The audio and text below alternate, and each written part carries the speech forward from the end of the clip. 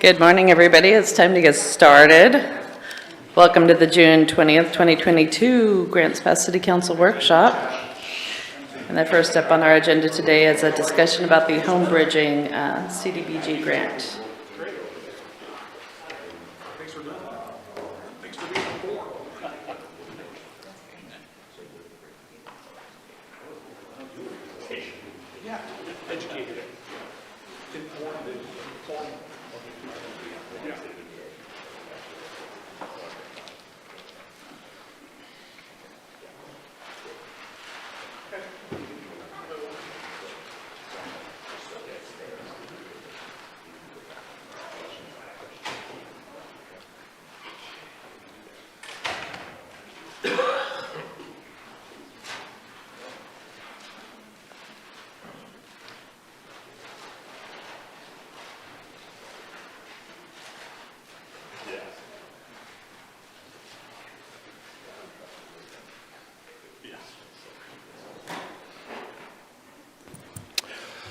Good morning, Council. So here we are again to talk about the Community Development Block Grant that we had a discussion about last week. So kind of just go over the background again. We have a potential partnership opportunity with Habitat for Humanity and Home Bridging GP. The use of these block grant funds are for site acquisition and improvements, and allows for the use of the funds to be put into public infrastructure. So long as these improvements are for low, moderate income households and meet other federal regulations. So far, the city has received verbal confirmation that Home Bridging Subdivision agrees to comply with all HUD rules and is willing to enter into an agreement with the city. And kind of just as a refresher again, no federal money is being passed to individuals as part of this program. This is strictly for the funding of infrastructure. The subrecipient agreement spells out how this money is going to be disseminated and what the responsibilities are for the recipient and for the city. It's again being used to benefit low and moderate income persons pursuant to the Code of Federal Regulations. So I really want to hone in on this part of the subrecipient agreement once more, which is Section 4, Paragraph 4. Which is the affirmative action and equal opportunity provision. So the recipient is required to provide services to all clients meeting the eligibility requirements for this program without respect to any of the protected classes that are listed therein. Now, in reading this provision, to provide services to all clients meeting these requirements, that means that the recipient is going to be responsible for making sure that this opportunity is open to all individuals, including outreach and a fair process for application evaluation. And again, I mean, this is, while it's not explicitly in this provision, you can't serve clients if the opportunity isn't made far and wide. So kind of going back to the HUD guidance, we did have these discussions preliminarily with the Department of Housing and Urban Development, and that federal funding to faith-based institutions is generally allowed so long as there's not a quid pro quo, where donations, membership, or attendance at a church or any services or any religious activity are required. And so essentially, faith-based institutions aren't allowed to use the money to engage in inherently religious activities, worship, religious instruction, proselytizing, which is actively trying to seek converts with any of this money. And any sort of participation by the end beneficiaries to this program has to be completely voluntary. So that really goes as far as if, again, somebody's saying grace at a table at an event that they've been invited to, they can't feel compelled to participate as part of receiving the benefits of what this program is intended to do. So, as long as the grant funds are available to everybody, that is, the application process for the end goal is made generally available to the larger community far and wide, this is not an Establishment Clause issue. However, it's very important to note that there has to be enough engagement where it is conceivable that members of the community are going to be made aware about this opportunity. Outside of whatever church, outside of whatever institution. It's important to have this be an equal opportunity for everybody in the Grants Pass community. The subrecipient agreement requires that the program is made available to everybody. And so that is spelled out. And again, by necessity, equal opportunity has to require the outreach to a larger community and a fair application evaluation process. So the council's call to action is at your discretion. And the call to action is to approve the subrecipient agreement for signature by the city manager, with the alternative not to approve the subrecipient agreement. And with that, I turn it over to you, Mayor Council. Thank you. Does anyone have questions for Augustus? Go ahead, Joel. So one of the things I didn't know and people are interested in, are there other people that are going to benefit from the infrastructure besides the one subdivision? My understanding is that the 22 lot subdivision is going to have 3 lots for Habitat for Humanity, with the remainder being under home bridging GP. So the end goal is for the beneficiaries of those respective programs to benefit from this development eventually. Right. So are there any other, with the infrastructure being put in, will that benefit any other potential lots besides those 22 lots? Not that I'm aware of. Okay, thank you.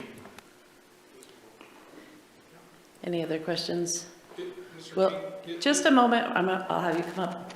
Any other questions for Augustus? Go ahead, Brian. Yeah, so you keep referring to, they have to follow HUD guidelines, they have to be fair and everything. Who enforces that? Who verifies that that is happening? Well, that's kind of a difficult question to answer, because the HUD guidelines as it pertains to this subrecipient agreement are strictly for funds for the public infrastructure. It's very difficult for me to answer that, just because we're getting into a sort of territory where we're imposing different standards on different applicants. This isn't a question that hasn't been asked of other organizations that are partnering with the city. What I think would be the best way to move forward is a public commitment from home bridging, as well as follow-up to establish how they are making this outreach. But it's a very difficult question to answer in terms of who is enforcing it. So you're talking about follow-up with regards to them making sure it's being advertised, or, that the public is aware of it. But with regards to the implementation, it sounds like you're saying we just need to trust them, because we have no enforcement ability and no way to verify what happens after the fact. I think that for an agreement like this, there has to be some sort of baseline of trust. There are organizations who have benefited from these funds that that council, I'm sure, has operated on a level of trust with them. Again, the consequences for the misuse of federal funds are severe.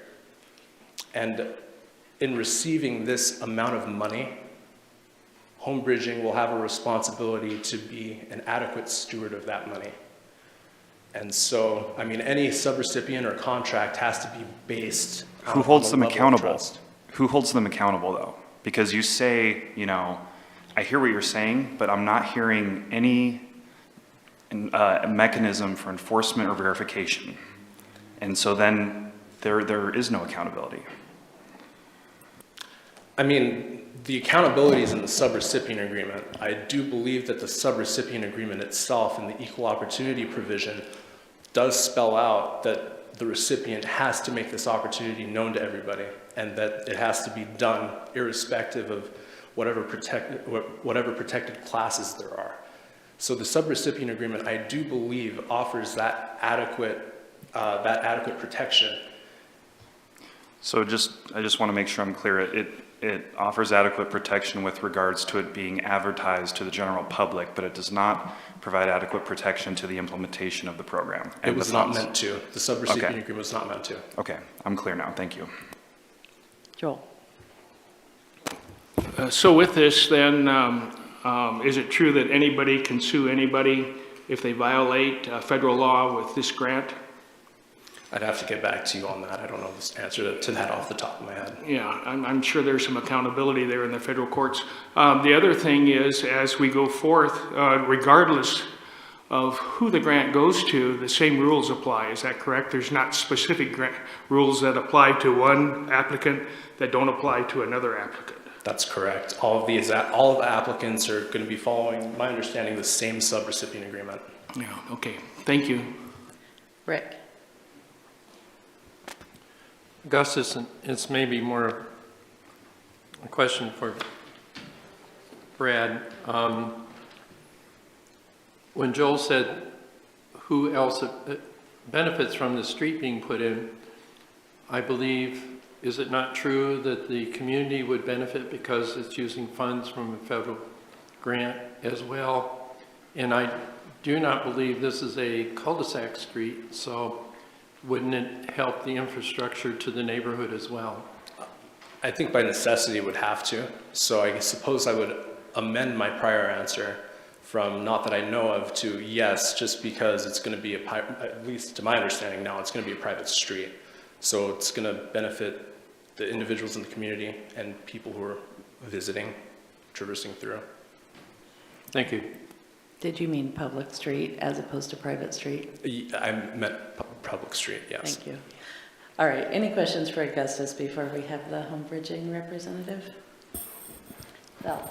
I just have a question that the home bridging is a nonprofit, correct? So it Yes. would be the same as any agreement that we had with any nonprofit who was doing the same sort of infrastructure program, correct? So if another nonprofit came forward in the same vein and asked for infrastructure and we're serving a this sort of thing, that this could be done with any nonprofit.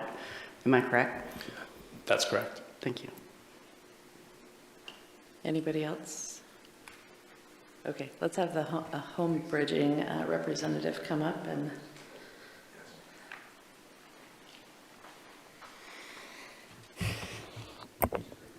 Good afternoon. I'm Chad Hansen, president of Home Bridging. Hi, Chad. Was there anything you wanted to tell us before we ask some questions? Sure. Just to clarify real quick, in my estimation, Councilor King, the additional streets that are added to the subdivision would benefit neighboring properties for future developments, and the master plan of connecting Yellowtail and Redfin and the States Lane and creating many more streets. It's another piece to that puzzle to create some of the last large vacant properties opportunities to expand. This would eliminate a lot of costs to additional properties for development with that additional infrastructure. Does that answer your question? Yeah. So I'm open to questions. Okay, so I think you've just heard the presentation here that we expect that if you're using these funds that you will not discriminate and provide equal opportunity, including outreach and a fair application process. Is that the intention of the program? Yes, ma'am. All right. And are you intending to advertise it in ways beyond the church itself? Yeah, there's a couple questions I have for you on that, just so you understand the gravity of advertising in mass. It's a small development. I was born and raised in Grants Pass. I have 200 numbers in my phone of 20-somethings of young families of people just I personally know. So to advertise to the public is great, and know that we will let down 1,000 people. There's only 20 opportunities. It's very difficult. We don't advertise at all, if you've noticed, because we've only done 5 houses in Grants Pass, 6 in Cave Junction. This is the first time that we've had the opportunity to think about something large.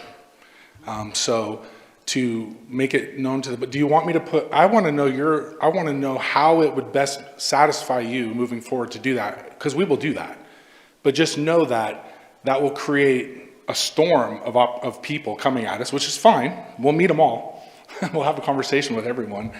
Do I take a sign out on 6th Street? It's the climate, apply for home bridging houses? I'm serious, and I'm not, how do I do that to satisfy you? Most nonprofits have, that I've seen, a website and word of mouth. How else would I do it? That's a question I have for you, to satisfy you. And I can understand where some of your fears come from, and it's my job to prove you wrong. And we understand, obviously, we have our board, we have not taken this lightly, the application process and the responsibilities to the federal government and what that brings, the scrutiny with which that is operates. We have no problem with that. Otherwise, we would have not applied for this application. So does that help?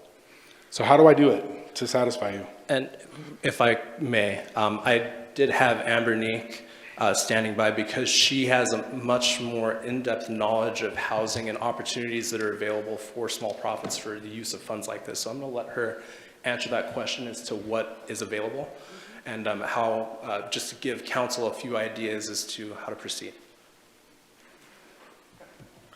So in reference to marketing, so my previous experience was working with low-income affordable housing.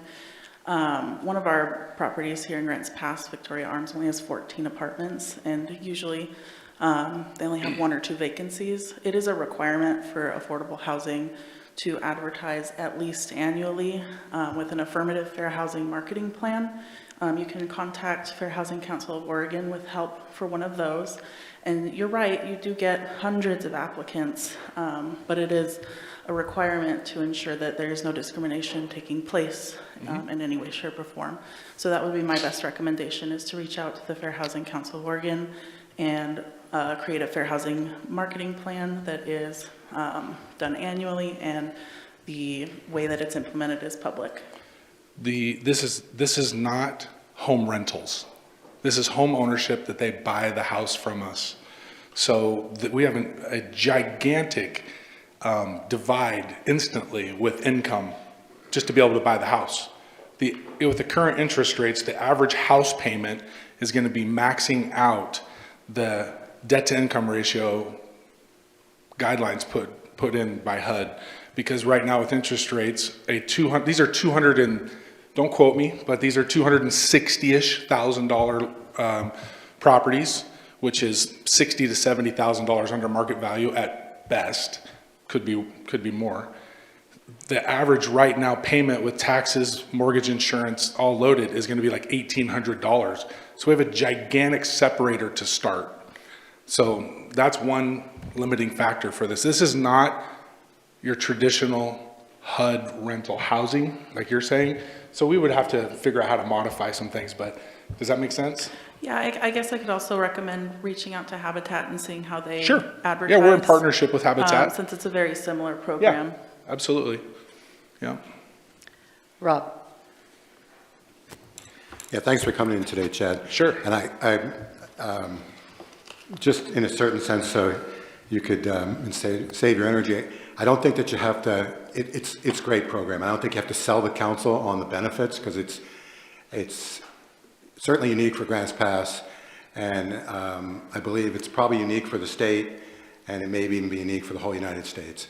I think it's an awesome program. Get people basically valuing the equity they have in their home and get them out of the rental cycle and all that stuff. Sure. It's Thank nothing you. but fantastic. I think that, as you mentioned, you guys are kind of moving into a different magnitude of a program than you've done before. And when you're speaking about how, an ad could have 1,000, applicants, or 1,000 people interested, or 500, or whatever it is, Sure. it's going to be a large number, whether it's Yeah. hundreds or whatever, it's going to be a large number. My hope, as soon as you said that, would be that the other churches in town would take notice and maybe do something similar, because there's no reason for you to be the only ones that have this vision and have the wherewithal to carry it through. So my hope would be, as other whether it's in Grants Pass or anywhere in the state, but my hope would be in Grants Pass, that people would say, yeah, there's a demand for this, it works out, it's win-win-win, Yeah. The church, gets its, its vision fulfilled, the homeowners win, and the city wins as tax base goes up and the street is improved and all that stuff. So you don't have to sell, I don't have to sell me on it anyway.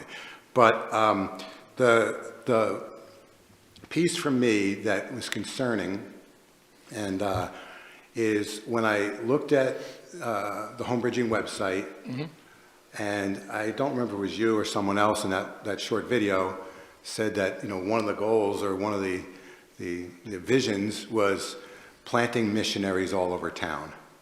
And that's pretty much a quote from the website.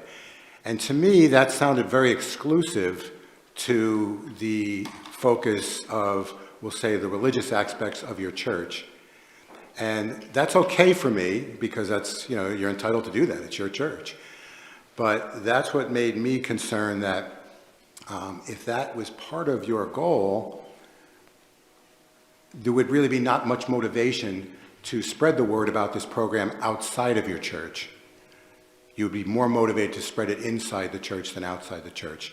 So while Augustus mentions all the HUD, subrecipient agreements requirements, and they're all pretty boilerplate at this point, the one thing that they don't mention there is how, you're expected to reach out to the public outside of your church to let them know that this even exists, to let them know this program exists. So, and it may not be something that you guys had thought of before because you'd never really done something like this before. I don't have the answers, and Augustus may know more, Amber may know more, counselors may know, you may, or Habitat for Humanity may. To me, what I mentioned last week is, I'd like to see, an ad, a quarter-page ad in the Courier once a month until all the properties are gone, and that may be very quickly, that just says this program's available, apply, here's where you apply. And yeah, I know you might get hundreds, but that also... Which is great. Which would push, maybe it would inspire other churches to say, this is a really needed deal. Well, maybe first of all, maybe we can recreate this. Well, I want to clarify something first. This is not Edgewater Christian Fellowship. This is Home Bridging GP. And I understand the connection, obviously, but this is a separate entity and has been from day one. A separate 501c3 that receives zero money. This is not tithe money from Edgewater. Most of our private funds at Home Bridging have nothing to do with anyone associated with Edgewater. The majority. So, and if they are attached to Edgewater, it's because 3,000 people go there on a weekend. It's 10% of the city population is attached in attendance to that church. So if I'm guilty by association of that, I don't know what to tell you. So Chad, let me just, yeah. Again, on the Home Bridging website, there was that video I was talking about. So that's why I made the connection between the church's goals and Home Bridging, because it's right there on the same page on the website. And whether that was an oversight or whatever, but I'd have to be foolish, or I'd put it this way, I wouldn't be doing my job as a counselor not to have noticed that video and its message on that. Well, many nonprofits are attached to different religious organizations all throughout the community that lead you to the things that they either support financially or spirit, or in the spirit of. So I can understand that, but also recognize that throughout many organizations, there's links to different agreeing nonprofits all over. So does that make sense too? I understand what you're saying, but I just don't want you guys to think that this is an Edgewater only thing. It never has been. We have families that are a part of this program that have come from Central Point. We've relocated families to Cave Junction of all places, from Central Point, Grants Pass. It's always been open. If you've seen our I don't know if you've seen our application, it's super generic. Just apply. We have never turned anyone down for an application or a conversation, ever. So I get calls weekly without even being in the press yet. We've just been under the radar with a few signs around town on the houses that we've refurbished in Grants Pass. So I understand and respect your concerns. that the public money is spent with great integrity and with this, behind the spirit of HUD. We understand that, and we filtered through all of that information and had a lot of conversations about it with our partners in this, and we feel that we can become a gigantic asset to the city of Grants Pass. This only works because people are donating stuff to us. Do you know that all of our land has been donated to us, and we didn't ask for it? No, never have we put a plea out one time. We don't ask any subcontractor or any vendor to give us a discount. Never. Never. We just say, hey, this is what we're doing. You guys want to participate? Let us know. Great. And they've given us 27 building lots in Josephine County. The community has. So we're just like, wow, how do we put gas on this fire? Because we're proving that the need for housing is great. We know that, right? But it only works because of the community's generosity. You can throw as much tax money as you want at it. If people don't want it to happen or don't want to get behind the purpose of it, it will not happen in Grants Pass. So we've just got this little niche, and we just want it to run as long as we can, and we'll see what happens. Chad, is there a website? The page that I've seen is through the Edgewater. Is there a separate website for home bridging? Okay. No. And you know why, Mrs. Bristol, is because people come to me, I want to design a website. And I said, I don't have time to help you populate it yet. So as our organization matures, we might. But honestly, we haven't done it because we're just going to let people down. I mean, I have a stack of applications currently now. I mean, tons. And some of the neatest stories you've ever heard. Like, here's a big one that we needed to address that we could do. Families with children with disabilities. There's a ton of them. Autistic children or wheelchair bound, serious disabilities that these families have no place to go. They can't even get in a normal rental because they're not available, supply and demand. But then how they're accommodated, they're just not building those, right? We can do that. So I just think we have a unique opportunity nationally, like Mr. Pell said. I mean, I've searched a little bit, and there's nothing like this in the country, where a community is actually giving money to see housing fixed. And some of us feel like with some of these taxes, there's a gun to our head, so we get to put it to use, with taxes. But a lot of this tax money is very difficult to spend, as we know. It's very hard. And we think we've found a mechanism that can release some of this stuff in a really positive way. So, and we're actually been approached by 3 local Josephine County companies to create workforce housing for them. The largest single employer in the Illinois Valley has asked us to create workforce housing for him. Wow, that's cool. That's awesome. And so I just think we have a unique opportunity here. And I'm not trying to sell it. We don't have a website. We don't have open forum conversations about it because honestly, our heads down. I personally dig every ditch. I do all of the site work. I set up all the concrete for every house because I don't get paid by the organization. We have 0 overhead. We have no staff. Well, what nonprofit can say that? We have 0 overhead. So our insurance is our biggest bill, and that's hard. So anyway, there's my spiel. Any other questions? Any questions, Rick? Thank you, Matt. I think you have a great project there. And I was wondering, I could anticipate, as you've already stated, you'll get hundreds and thousands of applications.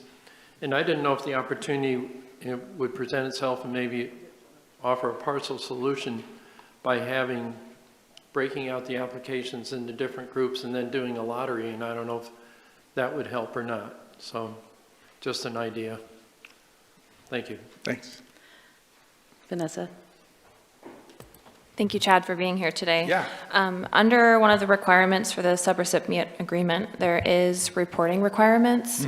And for an amount of $364,000 and not having any staff, do you foresee any issues with the ongoing reporting requirements for these funds? Okay. No, we have a vast group of volunteers that give a lot of time to our administrative function. Does that help? It does, thank you. Yeah. Joel? So Chad, I've never met you, so it's nice to meet you, and I appreciate you coming. So did your nonprofit then certify in writing that you're willing to abide by the HUD agreements? Okay, okay, thank you. Yeah, in the meeting of our last, the meeting minutes of our last board meeting. Brian? Thanks for coming. Yeah. Who reviews the applications once they've been submitted? There's a board of directors and then also some volunteers within the community that are part of that. Okay. Are there objective criteria that are used to score them, or what is the process that the board uses to decide who is chosen and who is not?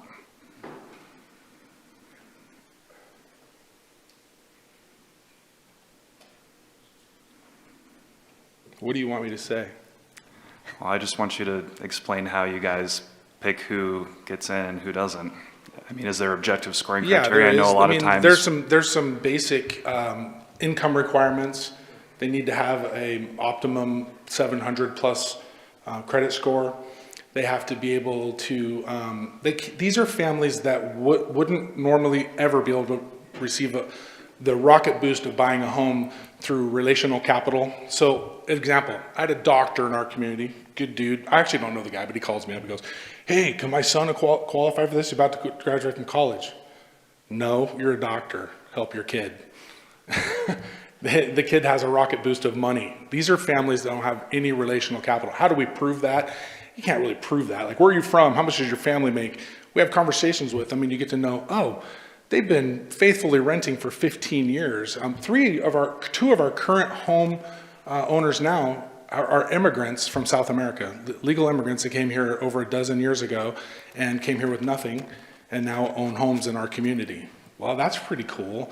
They would have never had the relational capital of additional help from a down payment somewhere, or one of our recipients works 3 jobs now because it took all of their funds to get into the house. So he works a professional job for Coca-Cola and then works at the little Chinese restaurant, the little fast food restaurant up by Starbucks. What's that called? He cooks 3 nights a week there to help get their money, get their savings back in order. So these are families that, and through relationship and through conversation, you learn that they don't have the relational capital. So one of the reasons that we haven't put any guidelines on our website is because we actually don't want anyone to think they can't qualify.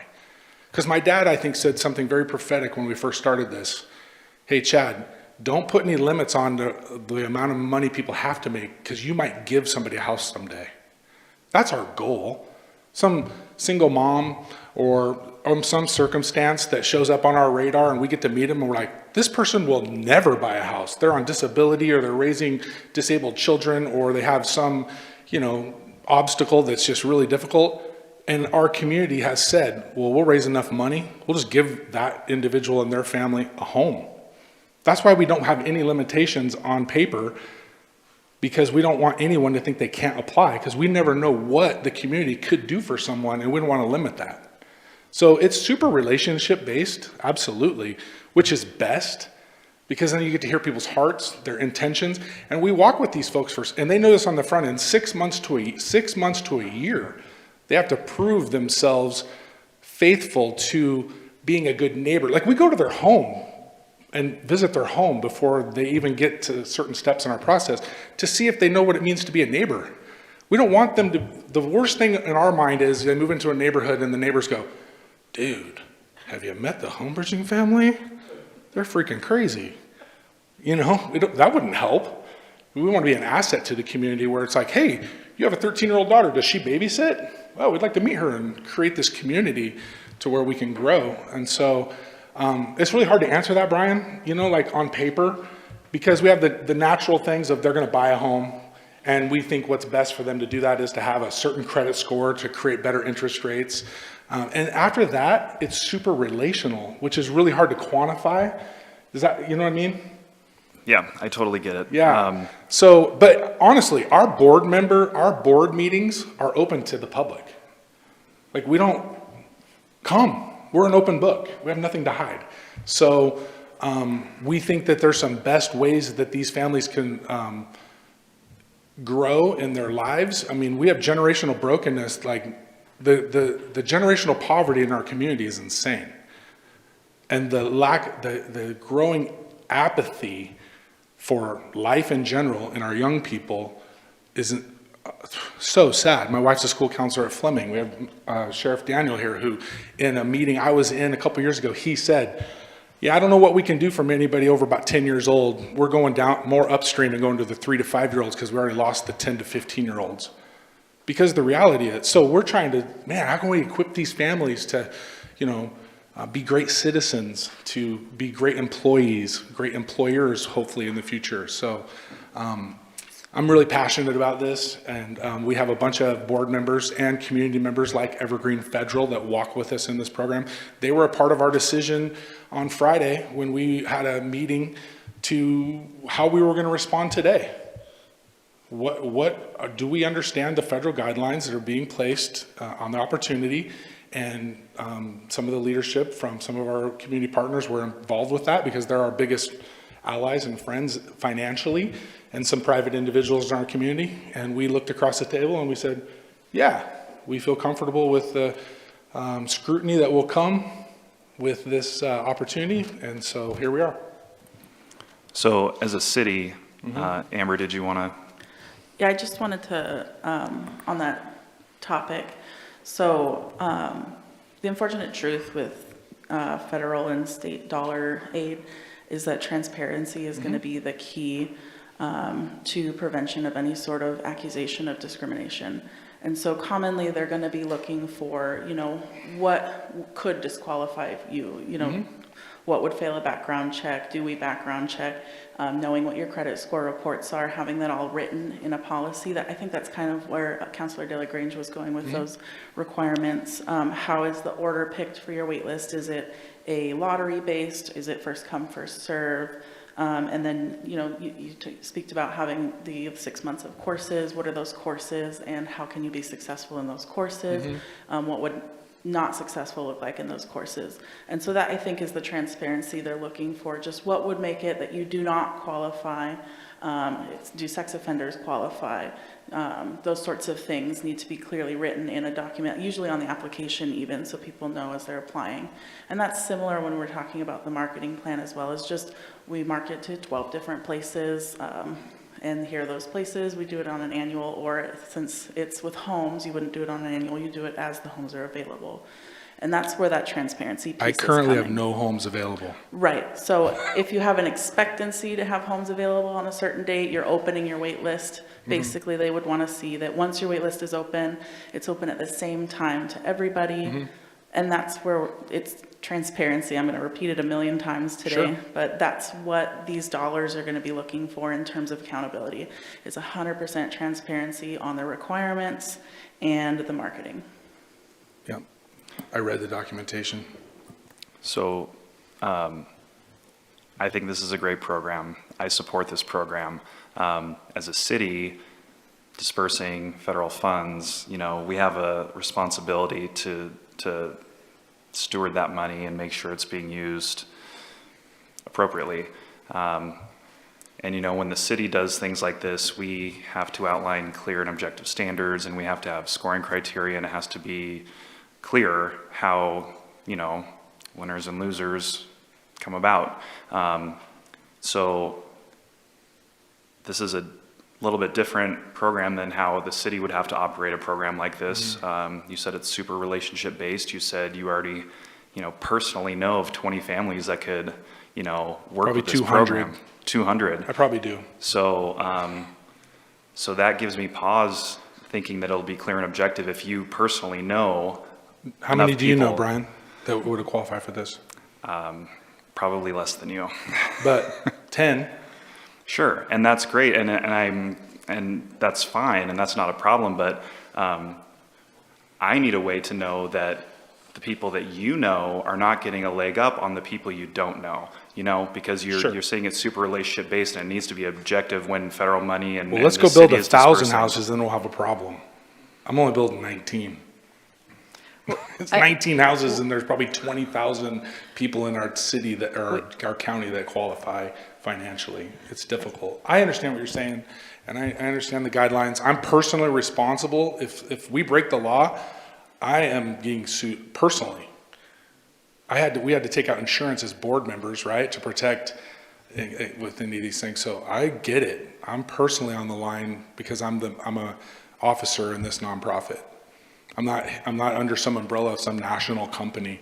I was born and raised here, and this is a small entity that we're taking personal liability for. So I understand what you're saying, and we will make sure those things happen. Rob?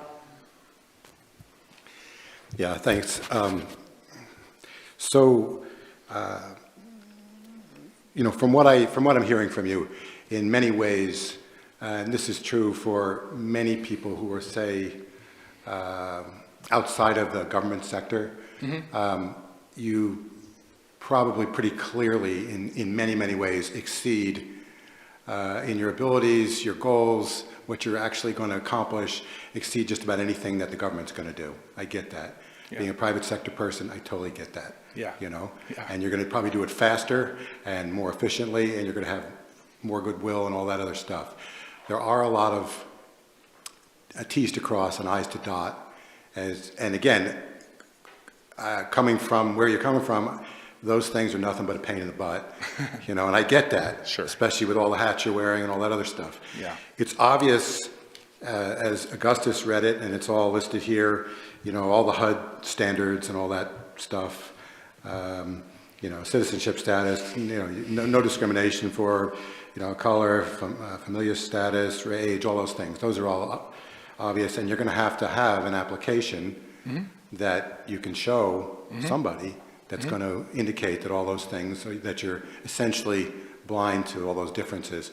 The one thing that I don't see, and Amber mentioned it, I see nothing in the HUD regulations about any kind of marketing plan.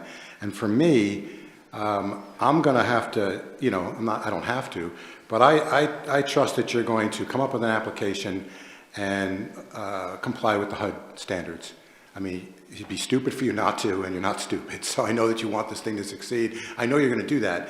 The one thing I don't see is I don't see specifically how it'll be brought up to people outside of your existing contacts, is basically what Brian was getting at, your existing contacts or Edgewater's existing congregation, which would be probably most of your contacts would be people, members of that church, I would think.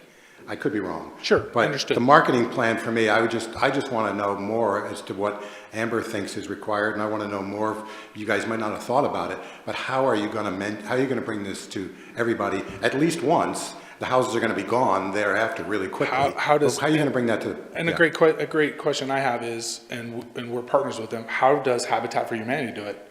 They only have one per year. How do they do it? We have 19 this time, but they have one. How many applicants do you think they're sitting on right now? How are they going to make it known? That's a question I'm going to have for them to make sure it's fair and equitable. Sure. So, I've seen Habitat for Humanity ads over Facebook. I've heard them over the radio. I know with a lot of housing programs, generally they'll just drop off applications or maybe a pamphlet with the local housing authority.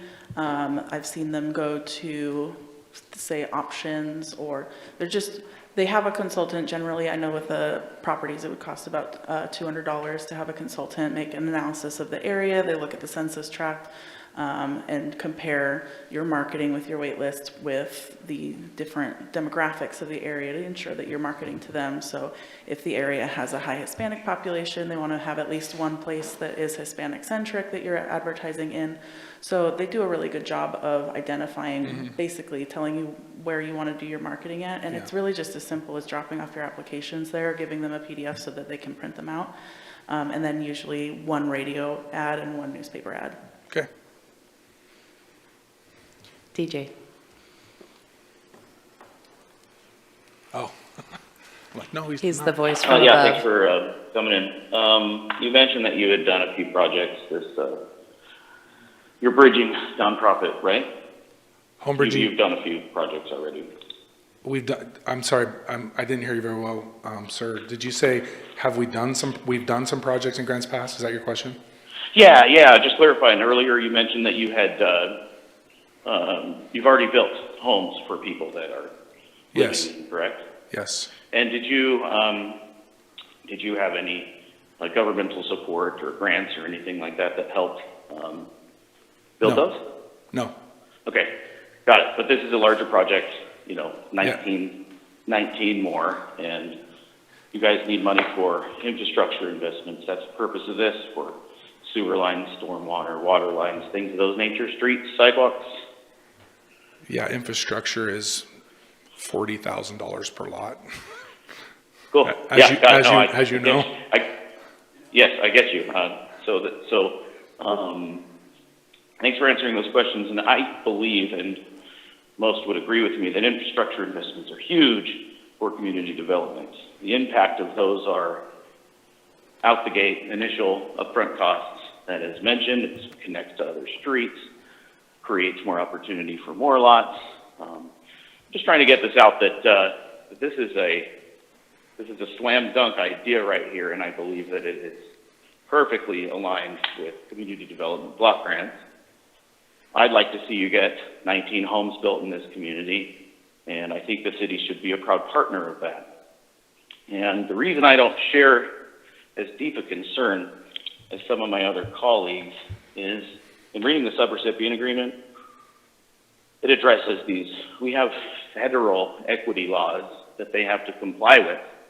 And to think that you're trying to pull the wool over a city government's eyes to use federal money in a way that is not compliant with their law is just, that's overreaching a little bit, I think. I don't think we really should be worried about it. So I'm ready to make a motion on this issue because I believe that time is of the essence. So let's see here. Hang off just a minute, DJ, because we're still in questions. No, I'm gonna make a motion. DJ, it's Straight not up. the I'm gonna time to make nope. the motion. I won't entertain any motions. We're still in questions.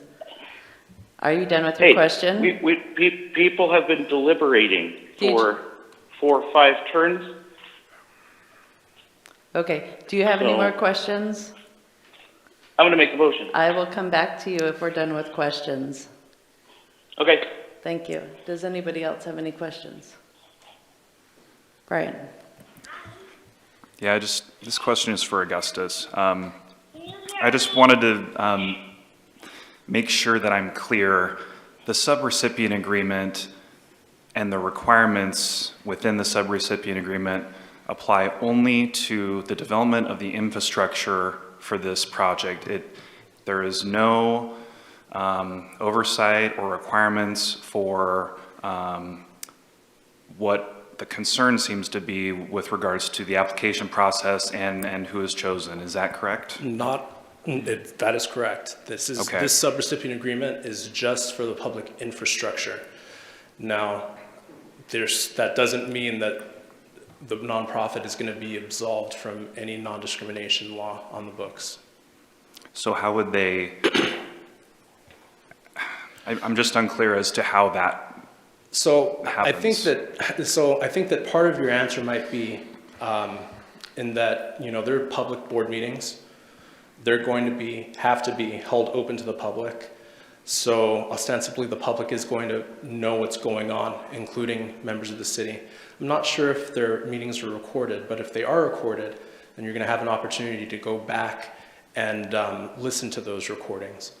So I think the benefit of having the nonprofit being open is one thing to consider. Another thing to consider is, again, we're talking about $364,000 that's going into public investment, into public infrastructure. Home Bridging, in my discussions with them, are made well aware of what they're going to need to do. I would caution against conditioning the subrecipient agreement or agreement for the city manager to enter into the subrecipient agreement, conditioning that on what Home Bridging is going to do with their application process. I would caution against conditioning the signing of the subrecipient against, as it relates to what their application looks like and their marketing plan, just because we wouldn't be doing that with every other organization. And if that's something that we do want to do with organizations in the future, that is, I think, a separate discussion, and that's something that staff could explore. But for the purposes of this particular subrecipient agreement, which has gone to other organizations, it is, the time has passed to modify it in such a way that the city is going to be made aware of what the nonprofit is doing as the end goal, right? Does that answer your question somewhat? Somewhat. Chad, is the application process, as far as who's chosen, is that deliberated in the public board meeting? Is that a process that people would see, or what part of this process happens in the public meeting, I guess is my question. Does that have to do with the infrastructure? Does what have to do with the infrastructure? The application process? Yeah. The application process is separate from the infrastructure agreement. HUD is treating it as separate. Our contact at HUD has said that it's treated as separate. So you get the applications, and then the board goes through the decision to, decide who's going to get selected. Does that happen in the public board meeting, or does that happen, in a different process? Okay, so do you understand Councilor DeLagrange's question? He's asking, if I may restate your question, and please correct me if I'm wrong. He's asking me how the deliberation on the applications is made. Is that made on a one-to-one personal basis, or is that made in a process that is open to the public in your board meetings? Yeah, this is the first time we've had to deal with this kind of quantity, or this, we've never entered into a HUD agreement.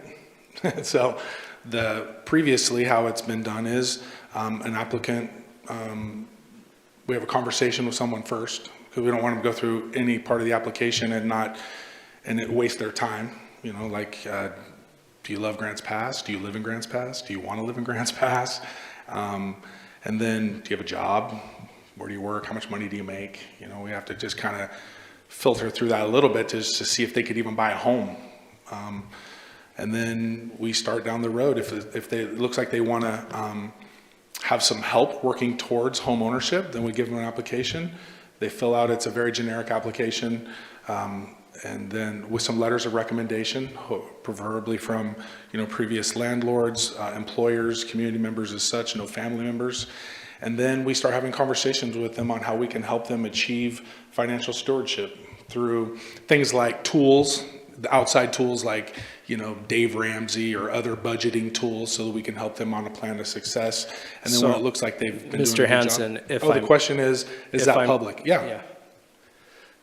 So, Councilor DeLagrange, I think that if you're talking about evaluating applicants or applications, hundreds of thousands of applications potentially in an open board meeting, I want you to, for a second, imagine the agendas of those board meetings. There has to be some form of administrative process to it, and I believe what council is wanting to see is that any sort of administrative process is going back to objective standards.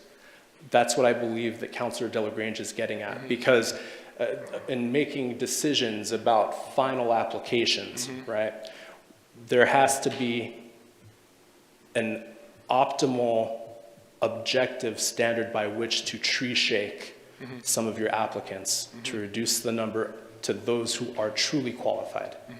So I believe what council is seeking here, and again, please correct me if I'm wrong or if I'm speaking out of turn. Council is looking for a way to ensure that the process that home bridging is going to go through is going to cover, 1, outreach and marketing, 2, an application process or application review process that is set in objectives, that has some objective standards by which to tree shake and to eliminate some applications. And 3, a commitment to an internal written policy that describes how these applications are going to be processed. Am I correct in that assertion, Councilor DeLagrange? Yes, thank you. Okay. Now, I share those concerns. I believe, however, it would be inappropriate to make those conditions of the city manager signing the subrecipient agreement. If there's a way that the city could partner with Home Bridging GP to help with the process after the subrecipient agreement is made, is that something that council would be amenable to?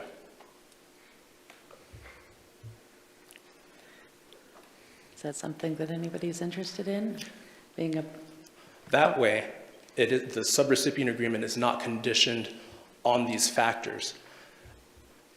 That is, I think, a good way to kind of approach this, because this is a good opportunity for the city.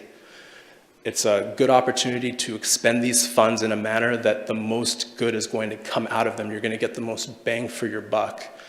And it also ensures that we're helping onboard a new partner that could potentially help the city down the line if this program is successful. So that would be my suggestion to council, that perhaps we find a way to coordinate with Home Bridging GP after the subrecipient agreement is signed, to work with them to come up with an equitable process and a written policy. Not that we're going to write the policy for them.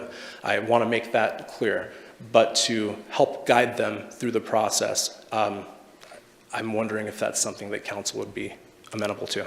so your suggestion is not that we would help actually evaluate the candidates, but just help establish the process that would comply with HUD's rules and expectations? So I want to be clear that Home Bridging is going to be coming up with these rules and applications, but my suggestion is that the city, on a very limited basis, in a limited capacity, partner with Home Bridging to, whether that's through legal counsel and admin, to kind of guide how it should look, of course, with Home Bridging's approval. Valerie? Yeah, I appreciate that. I do. I think that we've kind of kicked this around a long time. I think, honestly, I think it's a wonderful program. You know, probably if I had not listened to the sermon the Monday before I came to this meeting, I probably would have been in favor of it all along, because we need housing, and it's a tremendous need that we have, and infrastructure is one of the biggest things that we can certainly do to bring down the cost of housing. But I agree with what he's saying, but I think Habitat for Humanity probably has to do that, because Habitat for Humanity has been working under these auspices for a long time on a national level. So I would imagine that with the guidance of Habitat and Humanity and Amber, who has also done some work with Fair Housing, that would be something that I think would probably make people feel better. I think the biggest fear that I had was that if we were to mess up and something were to happen, that we would lose our Cdbg funding, and that to me was frightening. And when I listened to the sermon and heard so much about, that the program was coming down to the church, and that's what they were pushing, it scared me, because we have a lot of organizations in our community that are tied to that Cdbg funding, and I would certainly not want to lose that and knowingly know, but I appreciate the fact that you reached out to the community and went to Evergreen Federal, truly did a deep dive into federal funding, because I will tell you it is more intense than any other kind of funding that you'll ever receive. But I am very much in support of it. So I would say that would be, I think, something that would help appease others, that if you were to work with Habitat for Humanity and our housing person who knows those, to make sure that it's marketed in such a way that would satisfy me, because I don't want to sit on those board meetings, and I don't want to go through the 1,500 or 10,000 applicants that will probably come forth. But what I would like to see is this program be successful, so that we could continue other opportunities to help nonprofits by putting in infrastructure, because I think it's a great way to do it. Does anybody have any questions So at this no, point? I think we need to go into discussion. I think that's the key. You have a question, Kurt? Okay, go ahead. All right. My question is in regards to the people that are selected. You mentioned that this is going to be something that they're able to get into under market value. what are the commitments that the people that are selected need to make? And for instance, I mean, could they turn around and flip it? There's deed restrictions that these are not investment properties and they can't be rentals ever. And then the flipping is, well, first of all, there's the general understanding that this is all they could afford. But we don't put a lot of constraints on them because this is a rocket boost. So we treat these individuals just like we would a family member. We want to help them because the number one tool for financial stewardship success in America is home ownership, that solidification. So if in a couple years they get a job opportunity somewhere else or an advancement and they can move into a neighborhood, this is like low bar. They have to share walls. They don't even have their own backyard. So if they can move up, we want them to, with the understanding and you know, that the market will do what the market does. What if the market goes backwards for 10 years? We're assuming this is going to continue. We already know it's not continuing. We've already peaked. So I understand what you're saying. They're not buying these to flip. It's part of the relational process of this, that they understand the gratitude that or the generosity that they're receiving from the public. And that also, this is the only shot they ever have to buy a house. But there is a minimum, we're discussing, there isn't yet, because we haven't ran into this. With the 9 homes we've done to this point in the last 3 years, they don't want to flip them. They can't move up. they got into a house that they can afford, and their income hasn't doubled. And so as we've seen the housing market, the fluidity of the housing market. So it's a delicate question because we're not sure how much to constrain when that's not our goal, is to constrain. Does that make sense, Counselor? But if they do get a job offer elsewhere, They can sell the house. they can sell it. Yes. And it's a restriction as to who they can sell it to? No. Which has nothing to do with the agreement for the infrastructure. No. We are delving outside of what the subrecipient agreement is calling for. That, however, I mean, that's going to be a home bridging call. I understand the thrust of your question, though, because what you're asking is what's going to prevent a subsequent homeowner who can come in and buy for under market. I believe that's your question. Well, correct? my question is, we're subsidizing the development here. We are not in the traditional sense, Counselor. So we're putting in the public infrastructure only. None of this funding is But we're doing that they would pay for it otherwise. Right, but And so the real crux of my question is, we're building inventory for the whole city. Will this inventory be returned to the open market immediately thereafter? That's really what my question is. It's a philosophical question that we've wrestled with for 3 years. I can see both sides of it. And to date, we've landed on, the consensus of our board has landed on, and we've sought a lot of outside people's thoughts in the community, from different parts of this. And so we've landed on right now, you bought a house and it's yours. And we want you to have that freedom as a citizen of Grants Pass to advance yourself however you see best. That's why we spend 6 to 12 months. And on the 6 to 12 months has not been mandatory. That's just how long it takes for houses to open up. So we spend time with them going, hey, do you understand? Like with some of these families, with their permission, hey, we're gonna look at bank statements, you know, like, dude, you can't buy 4 Dutch Bros and 6 packs of cigarettes and save money. Yeah, you're right. Well, don't you have goals that you want to save up this much money? So it's very intimate that way to help them with financial stewardship. And what many of these families realize after spending time, because most of them, don't have any generational financial stewardship skills. That's why they're here, a lot of them.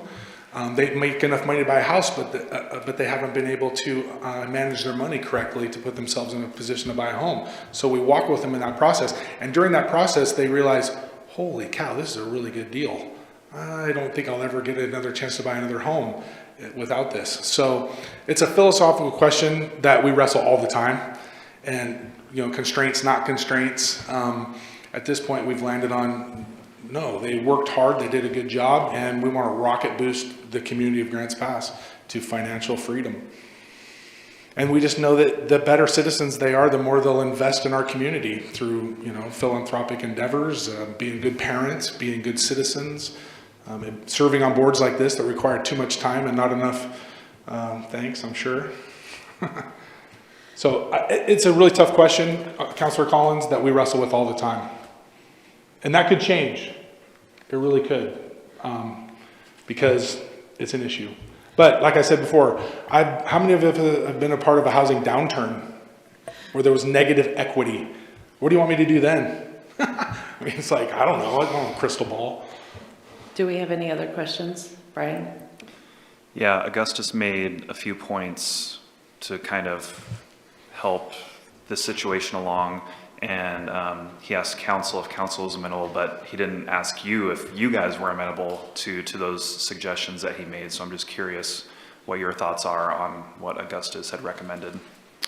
Well, there's been a lot of things thrown around. If somebody would put something on paper, we could land on. I think the question is just in terms of potentially partnering with the city to help develop the evaluation process. It sounds like you're at a point in your organization where you're about to take a big leap in I think the city wants to partner with us. We're the only people getting anything done. Well, I don't know that that's true, but we Well, appreciate your let's go willingness look. to partner with us. Let's go look. Let's look at some brick and mortar and see what's happening. Does any other questions before we move into deliberations? Yes, Brian, to answer your question, sure. Okay, I think we're going to finish up questions here and just move on to council discussion. Thank you, Augustus and Chad, for being here. Thanks. And DJ, you've had your hand up. Yeah, thanks. Just for reasons stated, and also understanding there's some legitimate concern on the table, but those concerns don't warrant my apprehension for this project. And as far as Augustus's recommendation to, create a partnership with home bridging, which we absolutely should, I don't think that's really a topic for this conversation right now. We would like to work together in the future. They know that we're willing, we know that they're willing, and we should work on that. But for now, I move to approve subrecipient agreement for signature by city manager, as presented. Second from Valerie. All right, any discussion on this motion? Kurt?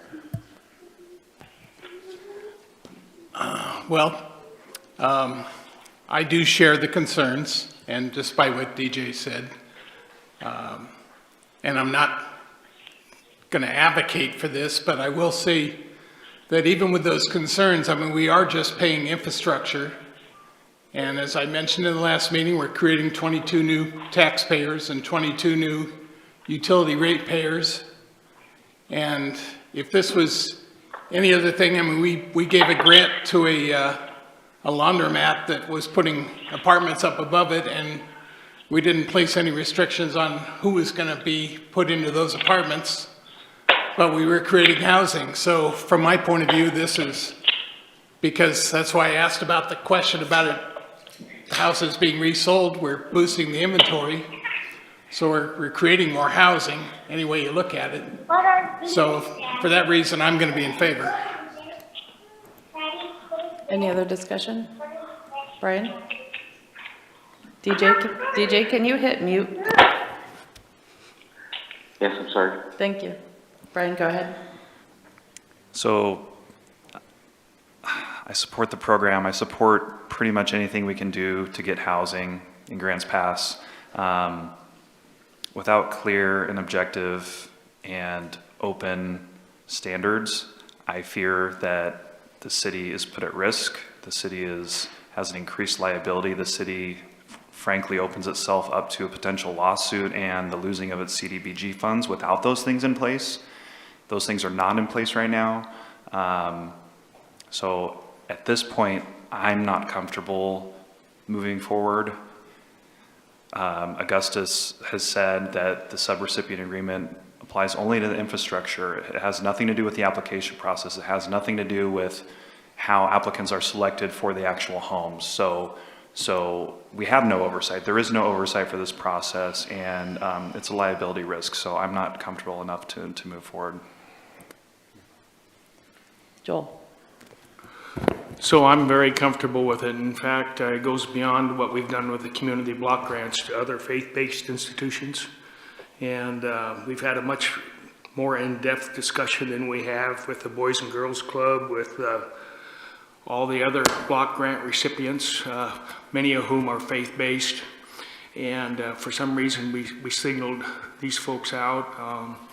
I feel satisfied that as we move forward, we're going to satisfy HUD agreements. In fact, we even have it in writing, which we don't with the other block grants. So in terms of consistency and how we administer the program, how we advertise the program, that we don't discriminate ourselves, and that we treat all organizations with the same rules. So I'll be voting in favor. Rick? I'll be in favor of this. I think one of the main themes here is a degree of trust. And the trust, I think as you go forward, we're sitting here because we've been elected by the community. I think I trust that we will do what they voted us to be sitting here for. And looking at the people that are applicants in our community, it's nice when we can deal with somebody locally. It's not somebody coming in from New Jersey and saying, hey, I want to do this. Are you willing to lend us the money? So I'm willing to go forward on trust and be in favor. Thank you. Any further? Rob? So I appreciate everybody's thoughtful comments, because I think everything is worthy of being thought about and discussed here. Just very, when Joel mentioned, we don't have this kind of scrutiny for Boys and Girls Club and some of the other groups. I'd just like to also point out that those are ongoing organizations that have a long track record, whereas this is a very new program. So I wouldn't necessarily, just off the top, trust anyone brand new coming up with a new program to, in the same way that I would a proven entity. But that's not to say, I'm not saying that I distrust this group. It sounds very straightforward. I tend to want to believe them, and I tend to believe them. For me, the kind of the point of confusion, I shouldn't say confusion, but the sticking point for me is, we keep being told by Augustus that, this is for infrastructure only. Well, we know that probably $17,000 per home is being subsidized by this grant. That's the part of the, if we got roughly 20-something lots, it's roughly $350,000. It's basically $17,000 that we're subsidizing for the building of each one of these homes, even though it's not necessarily being, what should I say? It's not necessarily being written up that way, but it's obvious. I mean, common sense tells us that it costs a developer a certain amount to put infrastructure in, puts a certain amount of homes in, he has to divide that, the infrastructure cost for each home, and then he knows how much infrastructure is going into each home. Same thing here, $17,000 per home. So I really have a hard time when Augustus says, just draw that line. This is for infrastructure only. It has nothing to do with the homes. It's just, that defies all common sense to me. That may be legally where we're at, and maybe Augustus and Aaron are putting their reputation on the line, that yes, legally, that's where we should be, that there is no overlap between the infrastructure cost and the house and the cost to build the homes. But that to me is a really confusing issue, a very gray area at best. And maybe HUD is clear on that, and that's fine. And I'll probably end up trusting Augustus's view on that it's a black and white situation. There is a line in the sand between the infrastructure cost and the home, and the two have no relation to each other. It just is it's very counterintuitive for me to actually hear those words and try to believe them. But I understand that may in fact be the case. But that to me is the hard part, is that I know that the infrastructure is actually part of the price of the homes. And so to me, how the homes are being marketed and so forth actually is part and parcel to this entire discussion. but I'm not a lawyer, and I may just decide to agree with Augustus' view on that. Anybody else want to talk before we vote? Joel? Well, I don't want to belabor the point, and we need to go ahead and vote, but, so like when All Care Foundation wanted to make some long-term housing after the urban campground is no longer needed, they are not in this, they're not in that business for a long time, Rob. They're also a newbie, and we didn't have any of this discussion at all, and probably because we didn't have any fears based on the website. But we do need to be transparent in how we deal with all of our nonprofits and treat them consistently. And it doesn't mean that we need to brush concerns aside. It's just an observation.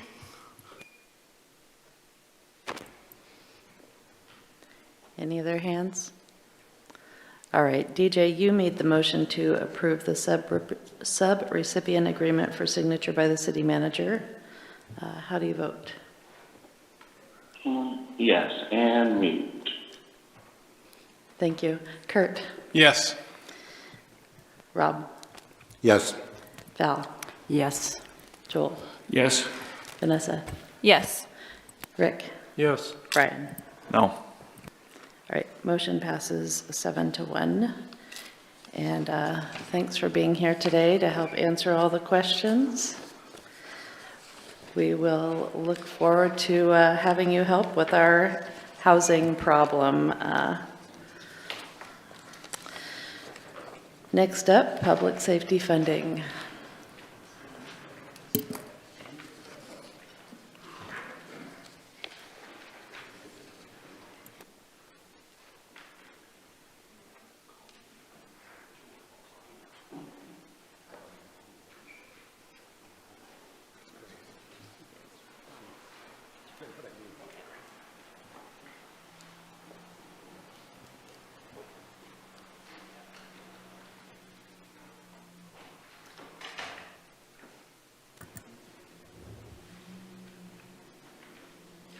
Can everybody hear me? I can. Do we have a packet? Do we have this presentation? I believe it was emailed on Friday, sorry if we didn't. Okay, we don't have a copy of it printed out, though. Okay, that's fine. Go ahead. Sorry about that, I'll get better at this. Still working on my newness. So we're here to talk about public safety today. This is a little bit of a deja vu for me, coming from an entity that was in a similar situation about 2 years ago, and they implemented a utility fee about 12 months ago. So kind of a learning from those paths that they took and those discussions that they had. Hopefully I can help you guys walk you through this process in a cleaner fashion.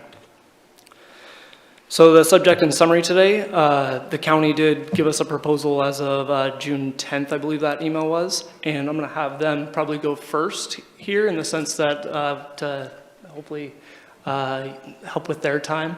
That way they don't have to wait around for our deliberation. And then we're going to review the funding options that were presented on February 14th and March 14th. And then there's some questions that I have for the council to help guide us through this process and what we're truly looking for.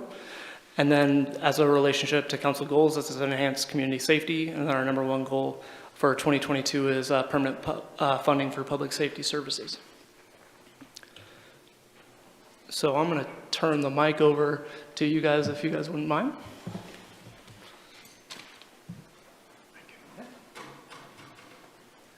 Good afternoon, everyone. Thank you very much for the opportunity to come and speak to you, Mayor, Council, and staff. I'm here today because I think we have a unique opportunity. In fact, it's a unique opportunity that I think I've been dealing with in your chairs for 7.5 years, and then in almost 6 years in the chairs across the parking lot. It's law enforcement funding. And I'm going to use the word law enforcement because we don't have public safety out in the county. We have law enforcement. The law enforcement element of public safety, ironically, has hit everything in Josephine County. So that's why I'm here representing Josephine County. I'm not representing your organization as the city of Grants Pass. I'm here to maybe offer a solution to help. I'm also not here representing the city council of the city of Cave Junction, but however, I'm here with maybe a solution that can help them. So with that in mind, I'm only looking at law enforcement, and law enforcement has many, many faces, but our law enforcement side that we're looking at from the county is stable funding for the Sheriff's Patrol. Now, we have a levy over there that takes care of the jail. That's got another 4 years to go. So I'm not concerned about that. We have other elements of law enforcement in the county, as you have other elements of law enforcement here in the city. We have animal control. That's got a levy all of its own. We also have a certain element of the district attorney. We have a juvenile justice element that is also considered law enforcement, and then code enforcement. But today I want to really, the one that comes out and jumps out at every one of us that we can all use at some point in time, and that is the Josephine County Sheriff's Department. Is there a need for the Josephine County Sheriff's Department, a real need by the citizens of the city of Grants Pass? No, there's not. When you dial 911, your constituents dial 911, you will get the dispatcher, and the Grants Pass City Police Department is going to respond. That's huge. That's huge for the people here. So what we're here to, and there's a number of different things. I'm not going to harp on the various things we're using, but I will tell you that there are other options other than what I'm getting ready to present to you today. But some of the other options that we are looking at is a law enforcement taxing district outside the city of Grants Pass. We would not include a ballot to any of the voters in the city of Grants Pass if it would be a taxing district. We met with the city of Cave Junction the other day because they had to either sign on to be part of a law enforcement taxing district or sign off. They don't have their own police department, so obviously they signed on. They said, yeah, we will be in that. So the ballot, if it were a law enforcement taxing district, would go out to all voters outside of the city of Grants Pass. It would not include the voters in the city of Grants Pass. That's a plus for the people in Grants Pass.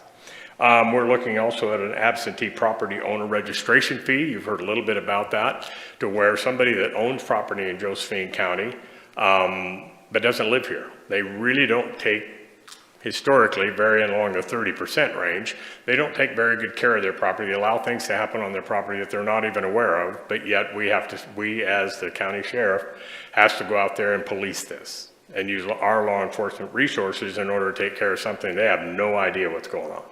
So that's one other thing. We also have Commissioner Beartrigger will be hosting 4 law enforcement funding forums. One in Cave Junction in the Illinois Valley area, one also in the Williams area, one in North Valley at Wolf Creek and Sunny Valley, and then another one right here in Grants Pass. He's already had one here. What we are seeking, what Commissioner Beartrigger is seeking, and the commission is seeking this, that, what are your ideas? I mean, I've heard some real wild stuff, cutting the understory and setting up a biomass plant right here in Grants Pass, and we're going to sell power to the grid. I've heard of selling pine cones from the National Forest on eBay. I've heard of a lot of things, and a lot of things some of them are kind of wild, but you know what? It's sparking people's interest in getting their imagination going. I am not discounting anything that comes from the public with an idea to fix this. We have a problem. Ironically, it's hitting all the law enforcement people in Josephine County at the exact same time. So what I'm here for today, and I'm here basically a number of years ago, we talked about a 3%, actually it was a regional seasonal sales tax at that time. Sales tax is absolutely 2 cuss words in a row, and it's a tough one because we were looking at about 5 county regional sales tax at that time. There were counties that opted out. Douglas wanted to opt out because they get most of their money from timber. We don't get a lot of money from timber here anymore. Jackson, of course, they have, when we collect $1 million in property tax in Josephine County, by virtue of their population and their tax rate and their assessed value in Jackson County, when we collect $1 million towards our law enforcement and property tax, they collect $20 million. So you want to know why they have a robust sheriff's office and why they have robust law enforcement? That's one of the reasons why. So here we are, we're stuck with Measure 5, which limits us to 58 cents, and I think Curry County is limited to 59 cents. And so we're down to Curry County and we're down to Josephine County. Sheriff and I have both talked to Chairman Daughter and the Jackson County and also their sheriff over there. We gave them a presentation and they were very, very interested and very engaged in it, but they said not at this time. And we can look at that a couple of different ways. Commissioner Dyer over there, when he heard about it, he said, well, there are 11 municipalities in Jackson County. And his words, to quote, were, if Commissioner DeYoung can convince those 11 municipalities that this is a good idea, I'd have to listen to him. Because really, it's up to the municipalities and the people that it affects. Who's going to be affected by this? Well, in Josephine County, 2 incorporated cities, City of Cave Junction, City of Grants Pass, and then Josephine County Sheriff's Office. So basically, I think what we're looking for at some point in time, not necessarily today, not necessarily next week, but it's got to be done pretty darn quick because we've got an election coming up in November. And we have a timeline and time frames and different hurdles that have to be met by certain time frames. And that's why we are going to have, hitting this fairly early, but we're going to look for a decision because we've really got to start pushing towards something in November, or because if we lose November, and I know the sheriff will tell you, he's funded, he can get by until June 30th of 2023. So that leaves a November election, and I guess you could say it leaves the May election. Well, I'm going to tell you, if we don't get something done in November, and we're getting down to the short hairs on this thing, but if we don't do something this November, you won't have a sheriff's office. We won't have employees, because if we have to wait until May of 2023, by then, sheriff is handing out 30-day notices to whoever's left. And if we haven't funded this thing as a community, if we haven't funded law enforcement as a community this November, people that work for the sheriff's office are going to be moving along and taking any job they can get, and there's plenty of jobs open for law enforcement. So that's where we're in kind of a corner that we backed ourselves into. I'll give you just some of the quick terms of the sales tax, and because this is one of the things I've been working on for quite a while. I've talked to an awful lot of groups. I've talked to Curry County Board of County Commissioners the other day, and I think they're going to put this on the ballot in November. But it's a 3% sales tax, and it's on scheduled items, and there's a schedule. It's the normal stuff that you would get for sales tax. You know, pharmaceuticals is out, in fact, automobiles is out. We can't tax cigarettes, can't tax alcohol because those are already taxed, can't tax gasoline. There's just a lot of stuff that can't be taxed, but there's a lot of stuff that can be taxed. But it's 3% on the scheduled items. The money collected in Josephine County stays in Josephine County. Now, this is extremely important. The state wants absolutely nothing to do with the sales tax for obvious reasons, because on the north end of the state, if sales tax took off up there, they lose a lot of revenue out of Washington. So they've told us, the Oregon Department of Revenue told Commissioner Beartrigger, we don't have anything to do with this. We're not going to collect it for you. We aren't going to collect it for you. We're not going to tell you how to marshal it, anything, let's spend it. That's the end of it. So any money collected in Josephine County, and this is a county-wide sales tax. It doesn't go any farther than Josephine County. Other counties are on their own if they wish to do this. All revenue is dedicated to law enforcement. And I say law enforcement, I mean law enforcement. You have a fire department here, which is public safety. You have other things in your public safety division that we don't have in the county, and neither do they have in Cave Junction. So this is for law enforcement. Can't be raised unless the 3% cannot be raised unless it's by voter approval. That will be in the ballot language. All of this is going to be in the ballot language. Merchant keeps 5% of the collected monies to offset the cost of collection. So if they collect $100 worth of sales tax in a day that's going to go to the county, then they keep $5 of that. It just helps to offset them, offset their participation. Revenue is divided between the City of Grants Pass, City of Cave Junction, and Josephine County by population. This is extremely important. When you're asked, and I had a conversation with one of the city councilors at Cave Junction the other day, because I'm going to go out there and do a presentation as they can get those set up. But she says, well, every time the county comes up with something like this, there's nothing left at the bottom of the barrel for the Cave Junction. I said, boy, are you going to be surprised. This is done by population. I'll give you some examples here. Cave Junction, for instance, is 2.3% of the population of Josephine County. Now, I'll get real quick to how much revenue this can do so you can do some math. I was using $10 million on what we did with the 2% sales tax years and years ago, where the city wanted to put a 2% sales tax in. The finance director, Arthur O'Hare at the county, and Jay Meredith kind of came up with this, and where they used it, Light County in Washington or something, and they came up with around $10 million. So it's pretty easy to do the math. 2.3% of $10 million is $230,000 that go to the city of Cave Junction. Josephine, or Grants Pass, is roughly 44%, I think, 44% of the population of Josephine County lives in the city of Grants Pass. 44% of $18 million is $8 million.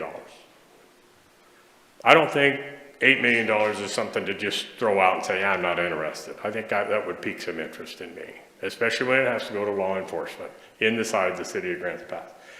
The rest of it 5% also goes, that's almost $900,000, stays with the merchants locally. The other, about approximately $9 million, we use round figures, would go to Josephine County for their law enforcement. Not going to put picnic baskets along 6th Street. It's not going to put spray park out at Griffin Park. None of the above. Law enforcement. So anyway, the tax itself is a seasonal tax. It kicks in April 15th of the calendar year, and then it kicks back out October 15th. And what it does is leave 6 months without sales tax for locals. In other words, we're rewarding the locals that live here and that put up with this all year long and put up with the nuances of Southern Oregon all year long. We're going to reward them in the wintertime. And in the wintertime, when our merchants need commerce the most, we're going to let that sales tax lapse, and maybe anybody that just flat can't bring themselves to spend 3% investment in law enforcement wants to wait until after October 15th, they can certainly do that, and it will help our local businesses, hopefully. It's depending on the jurisdiction, it could relieve property taxes. We don't have any property taxes at 58 cents. We really don't have any property taxes to give back at the county level. We have a levy that covers the jail, and that's helpful for everybody, and that goes strictly for the jail, and we don't have any wiggle room on that either. So we would not be giving any property tax relief out in the county. And what you do here in the city, that's entirely up to you. We're gonna hand you $8 million, and that's, let me say, that's pretty tough to hide in your general fund. It's pretty tough to hide, and it has to go to law enforcement.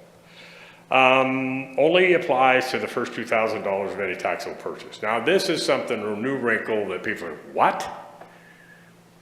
We're worried about pirating, and Councilor Pell and I, we've had this conversation. He's got a very, very valid point. I agree 100% with him. There is an opportunity for pirating to Jackson County to save 3%.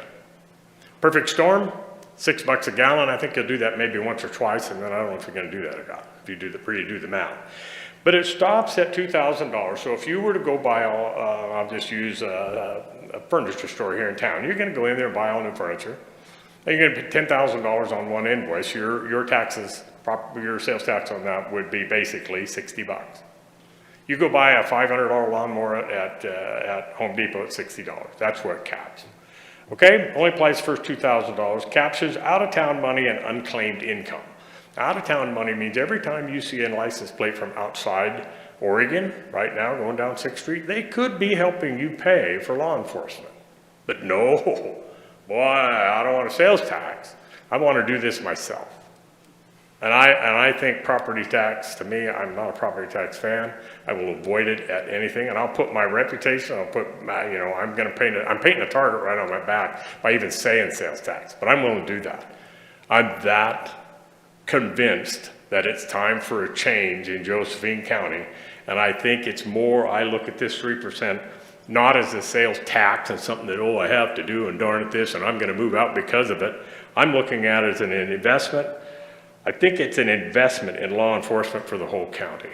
It's not just an investment for law enforcement in the city of Grants Pass, law enforcement at the county, and law enforcement at Cave Junction, but Cave Junction is going to get roughly $418,000 that they have to use on a police department they don't even have. They had one, but they had no revenue source for it, so they disbanded it. And they can have their own police force back. You all can have your police force. You can have stable funding for your police force. Also, Josephine County Sheriff can have stable funding for his operation. So that would not only in the outer areas does Cave Junction get the advantage of having a cop shop now of their own for the city. They're going to get something they've been harping on for years. And Sheriff will tell you, 24/7 patrol. When can we get 24/7 patrol? Now, we want to say, and I'm just going to touch on this very, very carefully because everybody says, how'd you get here? How'd this happen? What happened over there in the sheriff's office that this happened? Well, when I took office 5 years ago, 6 years ago, almost 6 years ago, I was liaison to the sheriff's department. Sheriff Daniels came in and said, you know, we got to work on this. I said, yeah, we do. I said, how are we going to prove to the people what can really happen? We worked real hard on the jail levy right off the bat. It took about a year to take that little year out of my life. I'll never get back, but it was time well spent. I loved it. So when Sheriff and I talked about this, I said, first off, Sheriff, I think we're really going to need to show what you could do. You've got a contingency, and you had a relatively robust contingency. I said, use it. Show the people what you can do if you actually had the money, because you do have the money. And instead of letting this thing drag out forever and ever, you really need to show them, let's see, what can you do? And the sheriff, I think, has risen to the occasion. There's more cops out there with sheriffs on the door than we've ever seen in years, in decades. He's shown you what he can do with it. The uptick in crime, the uptick in marijuana, illegal marijuana, cartels, water, you name it. All the issues that hit us all in Josephine County, he's risen to the occasion, taking care of that. Cheap, done the exact same thing inside City of Grants Pass, but are they truly funded? Do they really have what they need? No, they don't. All the way around, they don't have it. And Cave Junction doesn't even have a police department. So I told him, I said, yeah, let's trickle it out. Let's see if we can get. So through the motor pool, through fleet, we get some police cars that really look like police cars. We get the sheriff on the side. We advertise, marketing. That's exactly what the gentleman was saying a little bit earlier. It's marketing. He's marketing the sheriff's office, and he's done a damn good job of it. I'm proud of him. But now here we are. We're less than a year away of that. There is no more contingency. We've cut an awful lot. We cut in our own office. We cut $170,000 out of our Josephine County Commissioner's budget last year, and we cut another $15,000 out this year. Everybody, company-wide, is cutting everything they can and pointing it towards Sheriff Daniels. We're trying to help the guy as much as we can. A lot of it is unfunded positions. We are funded positions, but due to attrition, we are not funding them. We just took that out of our budget, moved it right on over to sheriff. But we are in the 11th hour. We are not going to get another bite at this apple after November. I'm going to tell you that straight up. I'm going to hit you with it hard. I'm going to hit the Cave Junction with it. I hit Curry County with it. What are you going to do after this? So what we're here for, and I'm not really asking you to step up and paint the target on your back. Absolutely not. I'm here as a county commissioner, and don't get me wrong, this is not the only proposal we have. Like I say, Commissioner Beartrigger is going to have those law enforcement town halls. Let's find out what else is out there. And it may be a combination. It may be a combination of the absentee property owner registration. It may be a combination of per plant for the marijuana community, for the cannabis community. It may be per acre for the hemp growers. There's a whole bunch of things on the table, and we have not settled on anything. I'm here because we haven't settled on anything. But what I am asking is that at some point in time, if Commissioner Young, what would be your wish? I'll tell you what my wish would be. My vision would be a huge auditorium, whether it's the arts up there at the high school, whether it's a pavilion, a huge auditorium with the Grants Pass City Council and the mayor here, the Board of County Commissioners here, and the City Council and mayor from Cave Junction, telling the whole county, this is where we want to go. This is where we want your approval to go to fix this damn thing once and for all. Solidarity. How many times does a county get the opportunity to work with the city and work with the city of Cave Junction? And sometimes it works and sometimes it doesn't. But this time we've all got the same problem, don't we? Can we all have the same solution? We probably won't, but this one would be. And what we're asking, I'm not here as a commissioner, I'll be quite honest with you, I'm here as a dandy young citizen. We will put this on the ballot for you. We need to refer it to the ballot. Josephine County Board of Commissioners will say, okay, we're going to put this on the ballot. And I'm not speaking for the other two commissioners because I can't. We have not had that question in public forum. I don't know how they're going to think. But if this is where we land, what I'm going to ask is if for maybe a letter from the council saying, yeah, we want you, please refer this to the voter. And the question you need to ask yourself is, I don't like it's a sales tax, by golly, rah, rah, rah. Do you think you want to keep this from your voter for their opinion? It could go down in flames, but you won't know unless somebody puts it on the ballot, unless somebody steps up and says, let's see. We've heard sales tax for years. I don't know how many years. I've been here 72 years. My folks all voted against sales tax. I was dead set against sales tax. And then I thought, you know what? The perfect storm in taxation, and I hate taxation of any kind, but is a little bit of sales tax, a little bit of property tax, a little bit of income tax. We have 2 out of the 3 in Oregon, and nobody's willing to try this. Some of them have tried it in other cities and jurisdictions. So what we're asked here for today is basically, and Vanessa, Counselor, I'm sorry we didn't get to sit in with the 3-on-1s with you, and because I know you're the one that brought up the question, how much is it? What's the revenue? Well, there is in the packet that I gave to each one of them. This is from an economist, and it said 3% sales tax estimate. Retail sales excludes groceries, pharmaceuticals, tobacco, gasoline, motor vehicles, and above $2,000. If they were for a full year, and I disagree with this number, it said if it were to go in for a 2023 full year, it would collect $40 million. I think they got the first number wrong. It would be more like $30 million. But in 2023, 6 months, $18 million includes some shifting of purchases on either side of the end of the taxable period. So it's $18 million is something we can pretty well settle on. And that's why I'm using $18 million today. But I think what I'm after is that the reason we're here today, a first opportunity to come before you, and I appreciate that opportunity, is that we're out of time. We have a time frame over in the county of what we put on the ballot, when we put on the ballot. One of the things is we had to really rush, and Augustus probably knows all this, but because has been over there and in this discussion before, but one of the things we had to really get out to Cave Junction to see if they were in and out of a taxing district. Now, a taxing district would mean that everybody outside of City of Grants Pass would get a ballot. If we take we take the nut we've got to crack, and we divide that amongst the assessed value out in the county, I've heard anywhere from 80 cents, 1,000.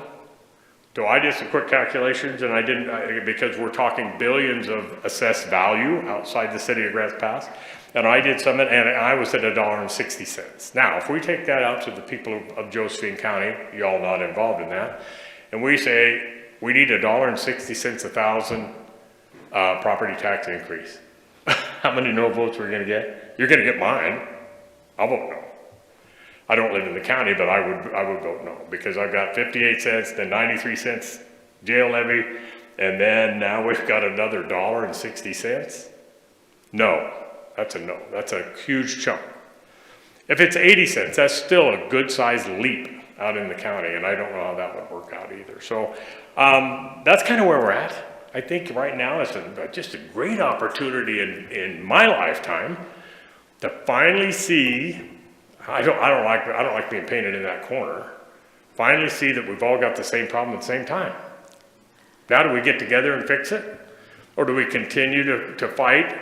And we're out of time on this side of it. So I'm not asking for any action item today, because I really want to get back when we get done with these. But I want you really to consider it. And you can say, if you have an action item in the next week or so, and you say, yeah, we'll write a letter because we would like this. If this is where you land as the county, as county commissioners, we will sit at that dais with you in that big public meeting.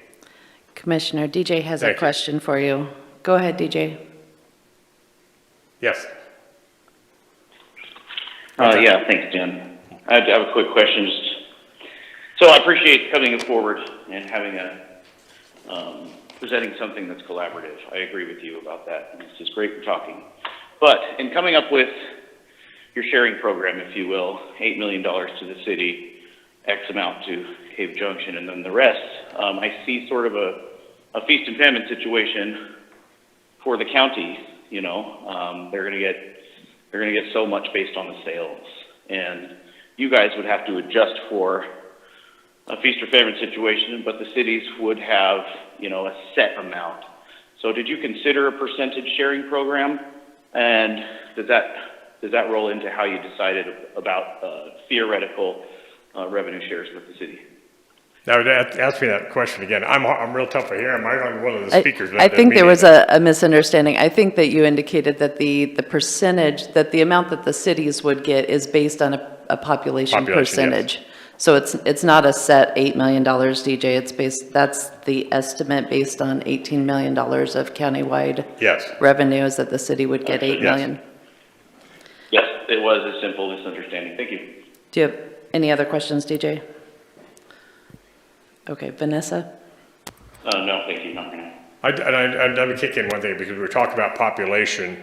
Well, the question came up in our 3-on-1. Well, why isn't the city getting more? Because we have all the, you know, everybody's shopping in Grants Pass. But who's shopping in Grants Pass? People from outside the county come. Your population goes up exponentially during the day when people come from the county to do the commerce in here. There isn't a Home Depot anywhere but inside the city of Grants Pass. So that's why we use population as the multiplier. Vanessa? May I review that fact sheet that you referenced?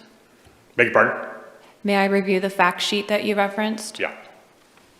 You want the scale?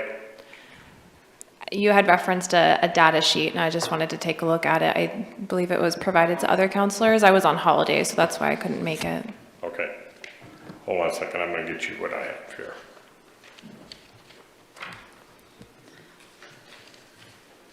Oh, here you go. Thank you very much. Other questions? Okay, did I get it? Did you get what you need, Commissioner, Counselor? Yes, she did. Okay. Any other questions for the commissioner? All right, so at this point, has the county has not made a decision to put this on the November ballot, but it's one of the options you're considering? We will make this decision pretty quick, because right now we put a placeholder in for the law enforcement taxing district. The timeline for noticing for that and getting it on the ballot, it was last Tuesday, and we said, whoops, we've already put that, we put a bookmark in there, and that was why they had to have an emergency meeting of the city council out in Cave Junction to know if they're in or out, because we have to get something to the clerk to put on the ballot. Those timelines are different. We are looking at probably sometime August. So, you know, we've got maybe a month. But then again, you have to get all your public stuff out there. I'm going to be nonstop. In fact, I'm going to Port Orford, Gold Beach, and Brookings to their city councils to help Curry County put this out. Because I've worked at it for a long time. I've got an awful lot of experience and answers, because I've answered a lot of questions all the way along. So I don't mind doing that. I don't mind doing that at all, and I don't mind putting a target on my back. I really don't. I think this is a very important issue that we have collectively in Josephine County. And is it out there? The worst thing is it's a sales tax, number one, and nobody likes that, plain and simple. Jackson County does not want to participate at this time, but maybe, and there will be some pirating from customers. They're very concerned that Councilor Pell has, and I share that with him. I really do think there will be pirating. We would love to have Jackson on board. We'd love to have but I think, from the coastal side, nobody's going to travel very far for $60 to save $60. And locals also will pay 3%. I'm not arguing that a bit. Everybody that lives here is going to pay 3% just like everybody else. However, it goes away in October for people that live here and gives them a little bit of reward and a little relief from tax relief all winter long. It also, we pay the 3%, and I guess we can calculate that. When I talk about unclaimed income, we have a very robust cannabis industry that is all done in crisp, clean $20 bills and $100 bills. I don't know how much of that we would call as claim to the IRS. Actually, we can count as income in the valley.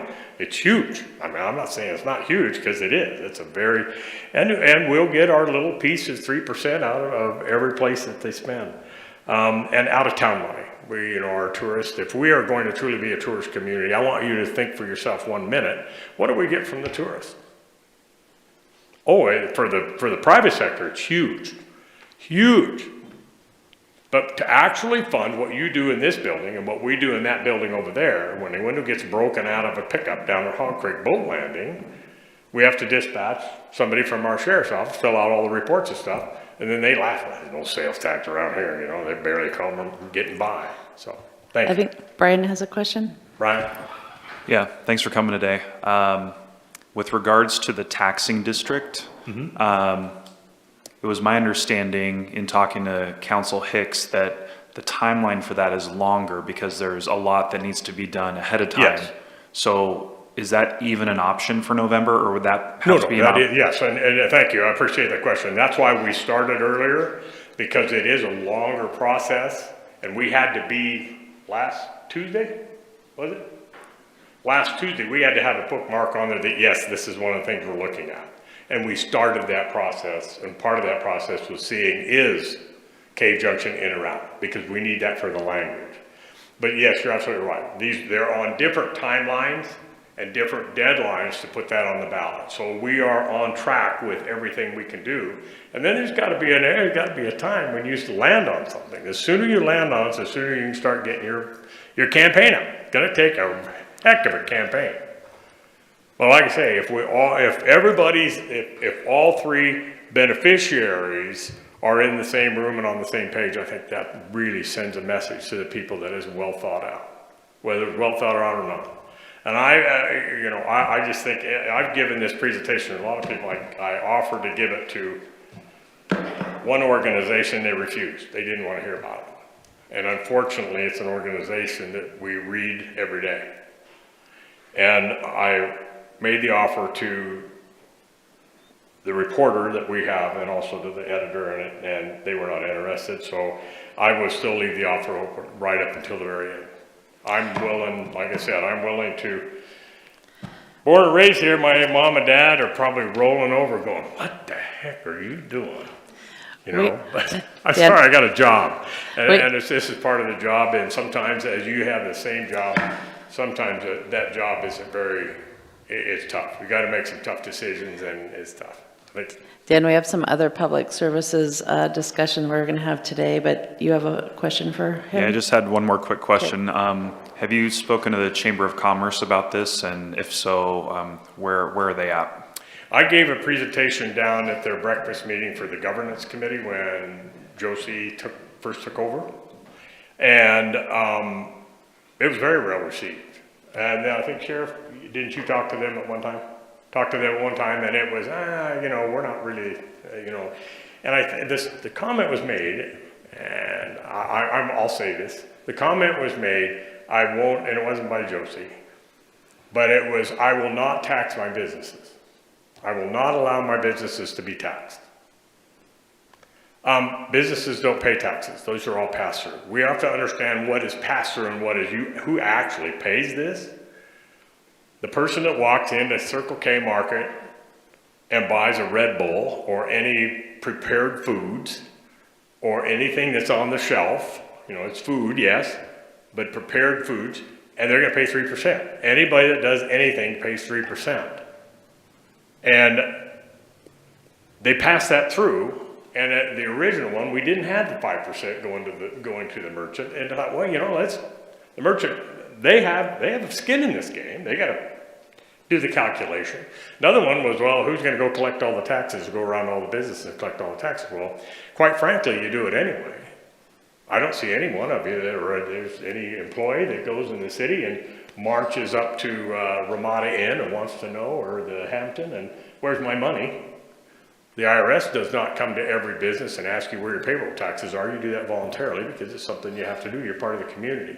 And like I say, I think this is, I look at it as more of an investment in law enforcement than I do in a tax. And taxes, yes, I disagree with some of the places taxes go. Holy cow, what were you thinking? But we're involved in that whether we like it or not. This one here, we actually name where it's going to go.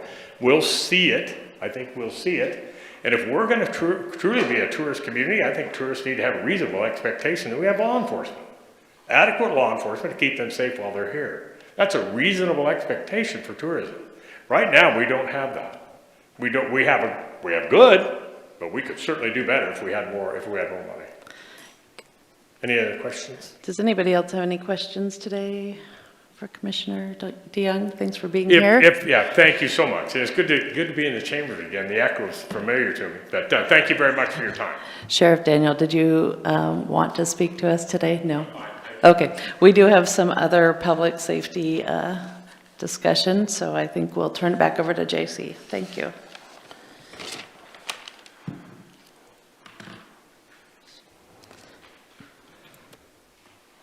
All right, so this process is kind of like scheduling a vacation.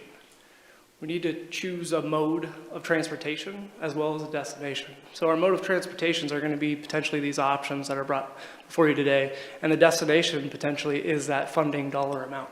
And so you can't really take a trip unless you know that. So right now, we don't even have a continent really picked as far as where we're trying to go and how we're trying to get there.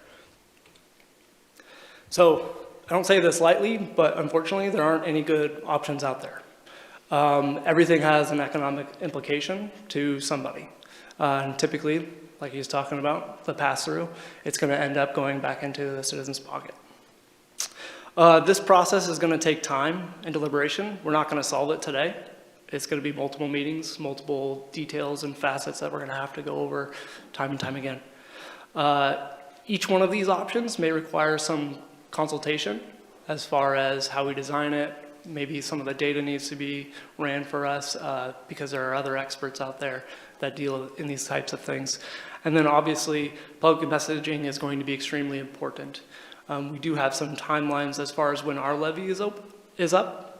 However, that work needs to actually start here in the near future as far as explaining what the local option levy pays for, the dollar amounts, and what that looks like as the services we're providing.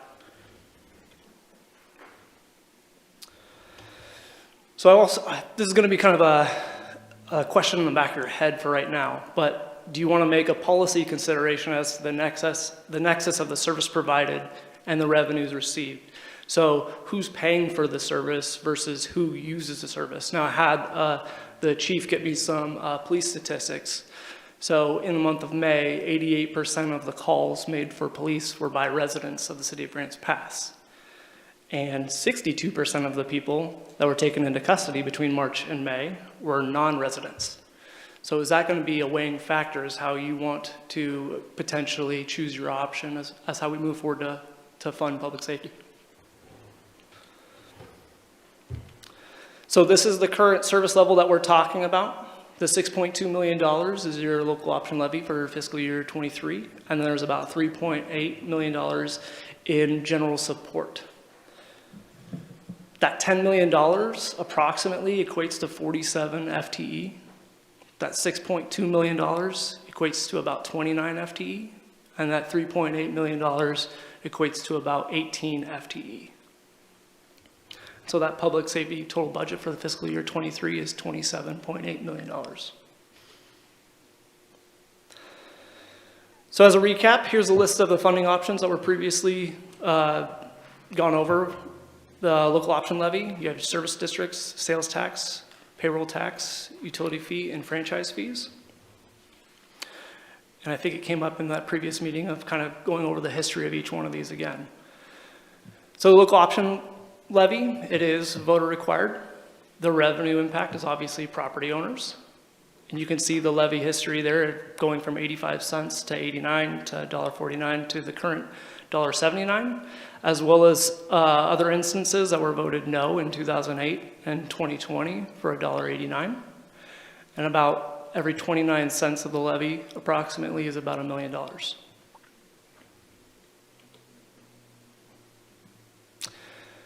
So the pros, it's been a consistent voter approved for $1.79 since 2010. You're currently receiving over $6 million in resources for public safety. The cons, temporary in practice as they have a maximum of 5 years. You're subject to future property tax compression first. They are subject to voter approval, which may be contrary to community's desired level of service, meaning people always expect more for their money. And then the level of service stability, and then that potential effect on the community and organizational. i.e., if we're going out for a levy every 5 years, are people's jobs on the line? For service districts, they are voter required. Again, it's property owners. There's a little history there in 2019. It was voted no by 83% for $2.03 per thousand. Your pros is it establishes a permanent property tax base. Your cons, it's garnering voter support for a new district, and it's limited by the same property tax growth that we're in today as far as measures 5, 47, and 50. And again, about every 29 cents is going to be about $1 million.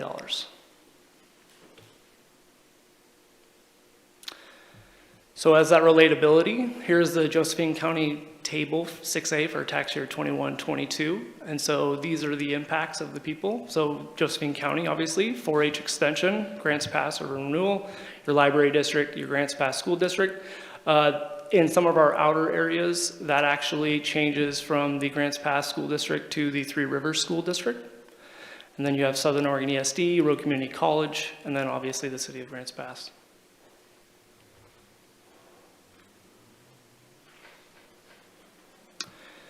Your sales tax is not voter required. The revenue impact is obviously consumers, which can be residents and outsiders.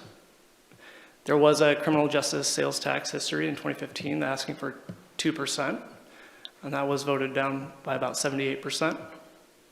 And then you heard the county proposal of about 3%, which is approximately $8 million to the city. Your pros, your consumers are going to pay for the services, which includes outsiders, and other jurisdictions have models to leverage from. Your cons, Oregonians are typically adverse to sales tax, subject to economic volatility. The staffing system and collection and enforcement evaluation, as far as we don't currently offer that service and or we don't have the admin staff set up to do this.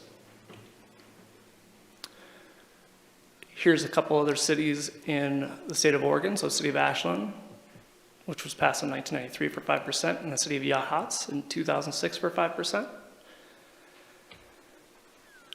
And as a relatable, in 2021, the city of Ashland's financial report showed that $2.4 million in 2021 for their 5%. I also want to bring to light in that second to last column that volatility that I'm talking about. You could see back in 2019, it was about $3.1 million. And then the effects of COVID, obviously.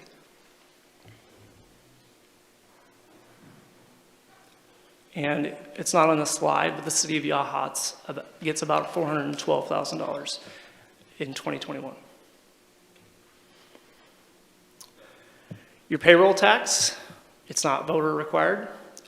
Obviously, the revenue impact is going to be employers, employees if we go by the city of Eugene's model. So the pros, local industry can potentially pay for the services. We can learn from Eugene, Oregon, as they implemented in January of 2021. The resources increase with costs of living. Cons, obviously, Oregon is typically adverse to payroll taxes. Subject to economic volatility again, if there were another shutdown. And same thing, we don't have the staffing system, collection and enforcement as far as we're currently set up today. And this is the ACFR for the city of Eugene, and you can see maybe they made some conscious decisions as far as their top 10 employers and who they thought maybe they were trying to get towards as far as implementing a payroll tax. And as a side-by-side, this is what the city of Grants Pass reported last year. And here's the list of the top 10 employers in our city or in Josephine County.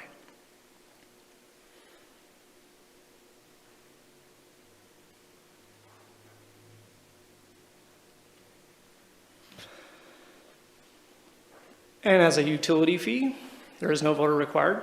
The revenue impact is residents and business owners, which is a little bit different than property owners. Your pros, it passed to those who already use city services and logical assumption that they use public safety. And we can include those that are property tax exempt, which right now we don't collect for property taxes on property tax exempt, such as government and nonprofits. Similar staffing and resources are already in place at the city. There is a case of a jurisdiction lowering their fee after they implemented one, as well as there's a case law that supports this where a city won in, I believe, the Oregon Supreme Court. Cons, it is another fee on the utility bill in the wake of the water treatment plant potentially. And then potentially increase in delinquencies, as we already have several, which I'll go over in here in a couple slides. And about $4.74 a month for about $1 million. So this is kind of becoming the most popular option. Back in 2019, about over 50 cities had implemented some kind of a utility fee. And about 26 or a quarter of those 50 are put their services towards public safety, whether it be for ambulance, police, or fire. So here's some utility billing statistics. We got about 14,000 utility accounts. A little over 11,000 have water service accounts. 233 that are strictly irrigation or fire protection. And then you have about 2,800 that are without water. For accounts including water services, we send about 650 to 800 late letters per month. We send 150 to 230 courtesy notices per month. And we turn off about 55 to 80 people a month. And for fiscal year 22, there were 151 accounts that we turned over to the local tax roll for about $70,000.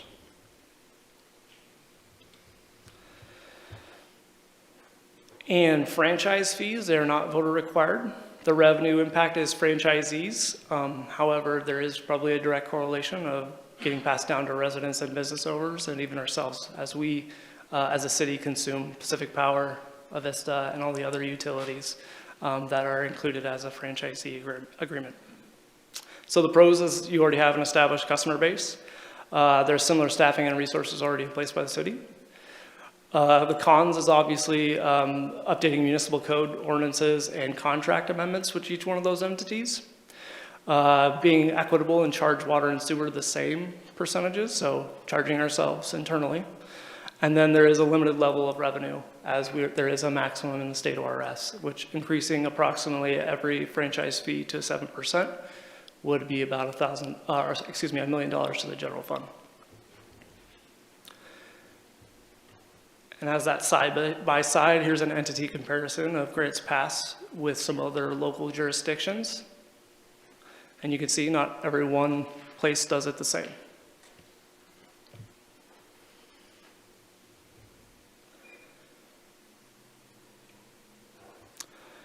So this is the part of the presentation that I kind of want to make a little bit more interactive and kind of go question by question here to get some feedback and some direction.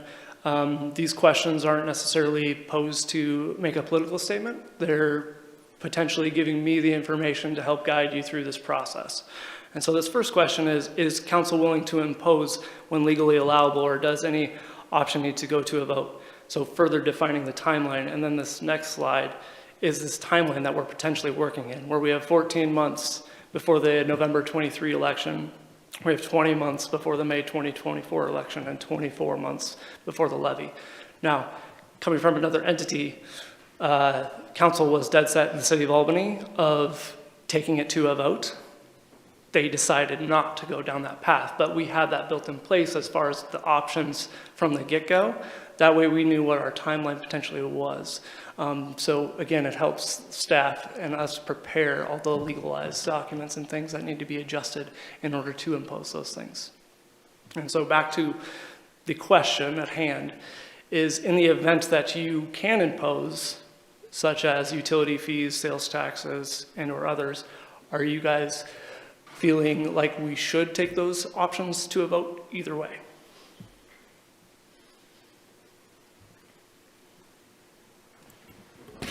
Rob? Yeah, JC, did you just say that City of Albany, City Council was ready to go to a vote on, what was that, on a sales tax? What were they about to go to a vote on? So they were going to take a utility fee to Utility vote, fee. and then they decided it wasn't going to pass, and so they decided to implement. So they implemented without a vote. Correct. Thank you.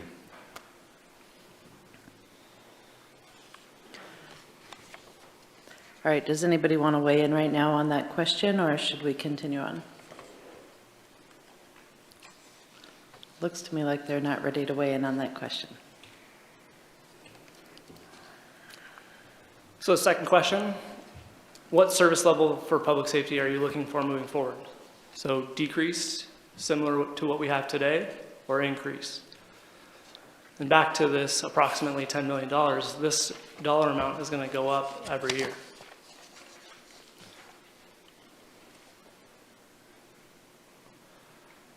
Public safety in itself is a service-based, it's people-based, it's FTE.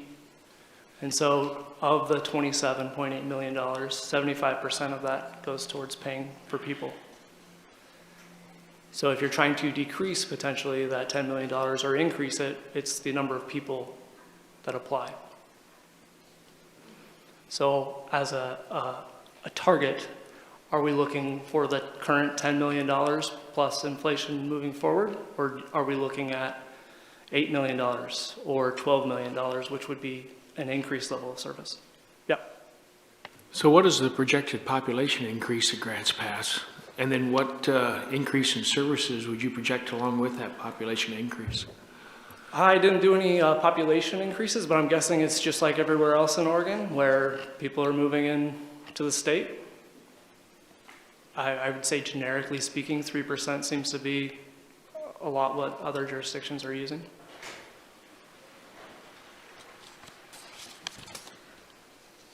Rick? And on that 3%, since majority of that's generated by property taxes, how much longer can we go up 3% before we reach our limit set by state? So you're kind of already there every year. The maximum your property taxes can go up by rule for 5, 47, and 50, those measures, is a maximum of 3%. So if housing goes up, 3% is the max. If housing goes down, then we actually have compression, and you're actually getting less revenue for the properties out there.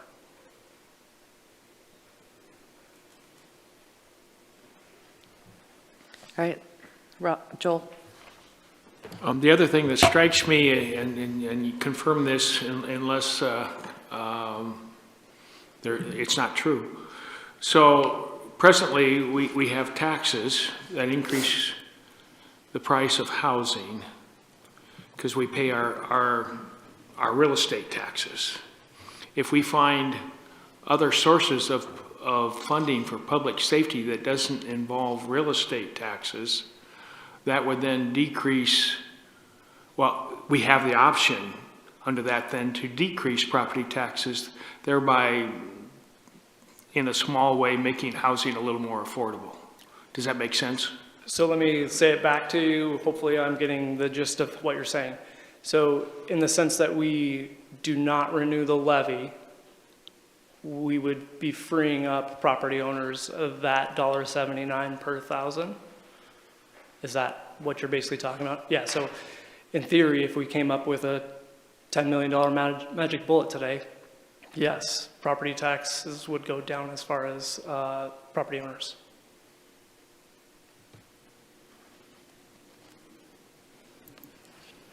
All right, let's continue to your third slide. The third question is there a policy nexus to the funding source? Basically, are you looking at requested service versus service usage, or desired to match that service usage to revenues received? So kind of back towards that statistic of 88% of the people make the phone calls that are residents, but 60 some odd percent are non-residents as far as who is being detained. So do you want to make that correlation and that connection with your option? And some are going to be better correlated to those statistics than others.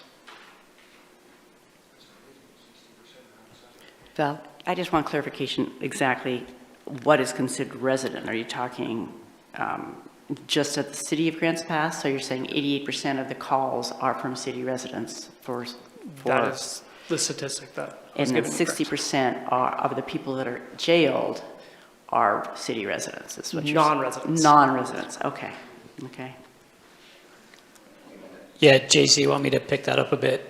Yeah. So just for clarity, I was asked to pull some data for this meeting just a few days ago, so we did our best just to pull up some information to paint a snapshot. This is information utilizing our new customer service platform that I shared with you all before. So out of approximately 6,000 or 8,000 calls over a snapshot in time, which I think was about 30 days, about 500 people did the survey. That's where that 88% came from. And then trying to just identify who's actually using the majority of our time, we looked at resident versus non-resident, and that's where that number came from over a 90-day period of time. But that only accounts for arrests. That doesn't account for everything else that we do. So there's still a lot more research to be done to paint a better picture, but this is just a brief snapshot for today, if that makes sense.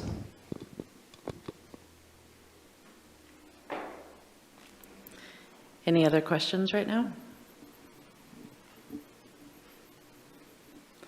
All right, I think you reached the end of your presentation, right? Yeah, so the call to action would be to provide staff with some direction on which funding options to pursue, conversely, as well as which ones not to pursue potentially to narrow the scope. And then the call to action date is obviously at council's discretion.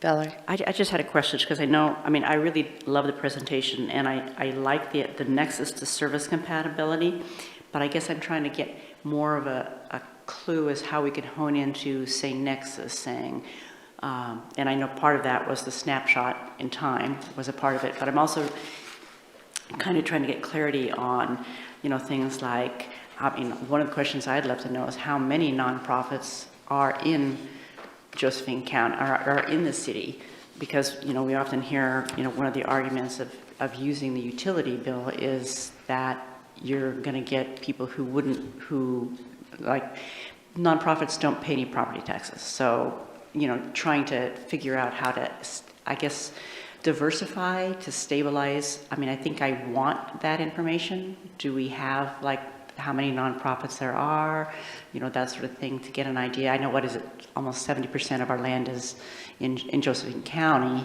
is public land. I don't know how much that is in Josephine County, but I guess nonprofits would give us that information. So actually the county does keep that data, and I could probably request that and get you guys a number as far as what that percentage is. Yeah. And just as a little bit of a side background from coming from two organizations that implemented utility fees, so working at the city of Corvallis, the footprint of Oregon State was very large in the city of Corvallis, and they chose to go down to through a utility fee to make sure that Oregon State paid their fair share of public safety, which that was not the same for the city of Albany, which had a very small community college footprint in comparison. So weighing it is going to be different than any other jurisdiction that we have. Right, depending. And another question is franchise fees. When you increase franchise fees, does that not also show up on the utility bill, or how does that work? So that'll kind of come in in lieu of franchise, and indirect costs for Jason into water and sewer. But it'll also show up in their actual expenditures because it takes power to run the water treatment plant and or other things. So we will indirectly be charging ourselves potentially. Right, and I know that and I notice that not every city does that, but I also had a question on that one, because if you increase the franchise fees to, say, Pacific Gas or any of those companies, basically they raise the rents to collect that money. So I guess it would show up on other utility bills is what I'm just, I'm thinking is where does it show up? Because ultimately it shows up somewhere. So correct, so like a Vista, I believe, has a line item for it that says City of Grants Pass, like fee. But that is, so per, I believe, I don't remember if it's an act or a law, they are required to pay 3% of the franchise fee, and then the rest they can pass on to their users. As probably a business person, they're going to take full advantage of what the law states. Okay, and I had a question in terms of cell use and that sort of thing. Is that one through telecommunications? Is that what telecommunications franchise fee is? So it's like internet, so you Okay. can have like smaller companies that can come in and establish a smaller footprint. Okay, and currently that's 7% across. That's a statewide, correct? That is the maximum, Okay, but at the same time, I don't know if everybody in the state charges 7%. okay. All right, thank you. Joel, did you have a question? No, I was going to have an opinion. Okay, Rick. So JC, you've already touched on the concept that each city is individualized. But when you look at grants passed, do you feel there's any area that we're neglecting? But I realize, you know, if you were to choose the industrial sector, maybe we're on the weak side, but then how do we improve that? I'm not sure there's any solution there, but I guess since you're fresh here, do you see we have the opportunity in certain areas that we may have either ignored or not looking at at this time? I think you're turning over all the appropriate stones. I think it all depends on what you think makes sense. And going back to the 3 questions that I pose, if you're planning on taking certain items to a vote that don't necessarily need a vote, are you setting yourself up as far as a strategy to be the most successful? And I think that's a question you guys need to potentially ask yourselves. Any other questions right now? All right, thank you, JC. So this item is on the agenda today at council request, and the Mayor. topic in general is at council request, so we need to decide where we want to go from here. Joel? Well, I just had a comment on the previous presentation. The issue of the sales tax, it doesn't increase the dollar amount that we spend on law enforcement. It just requires a different people to pay for it. And it's a decrease to the landowner and to the people that have houses. When I was downtown last Friday night, there was a line about, I don't know, 10 people trying to get into the wine place. And they were from Korea, they were from all over the place. They were from all over the world. It was amazing. And they would be happy to pay that sales tax because they really like the food there. I'm not sure Beth would like to administer it. So if I was king today, I wouldn't necessarily increase at all the amount we spend on law enforcement. I would just change the way we fund it. And you would see housing become a little more affordable, and you would have people from outside the community subsidize a part of it, of which it surprised me, Chief, that so many people that were arrested were from outside the community. And they weren't the people I saw at the wine place, I don't think. But anyway, I just wanted to state it my opinion.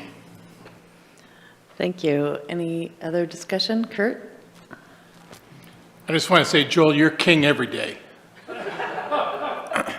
So I'll throw this out at Dan because he's here. I was at Herman's forum the other day, or a couple of weeks back, and I may have misunderstood, but I'm just going to ask this because I think I understood that some of our franchisees were already charging a fee that they charge in all their municipalities to pay a franchise fee.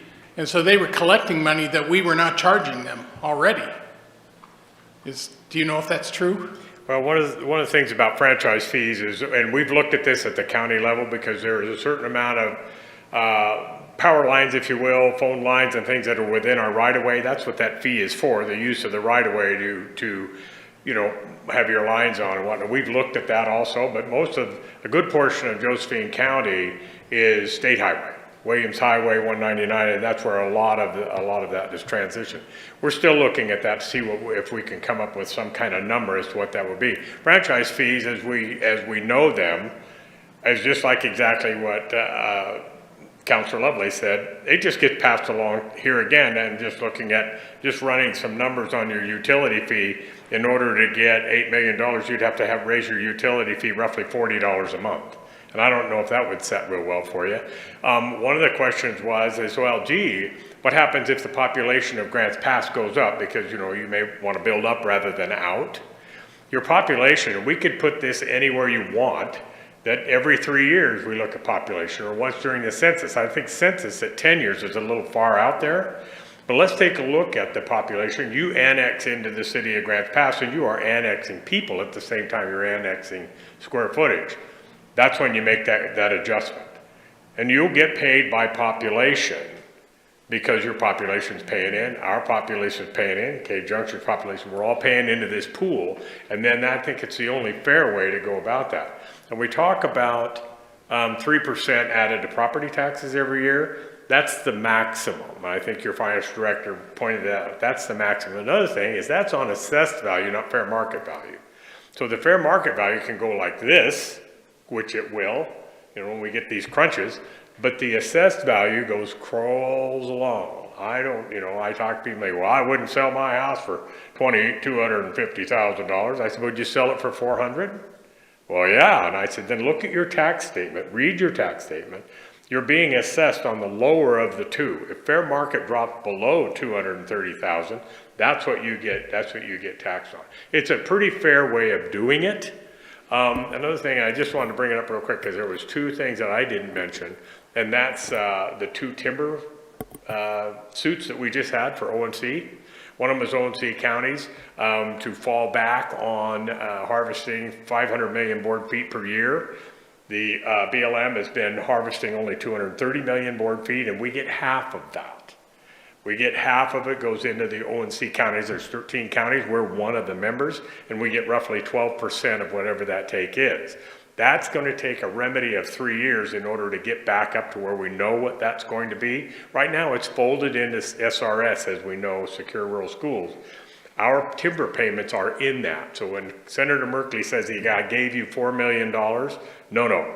He gave us $1.9 million, and the other 2.1 we sold as timber, as being a member of that.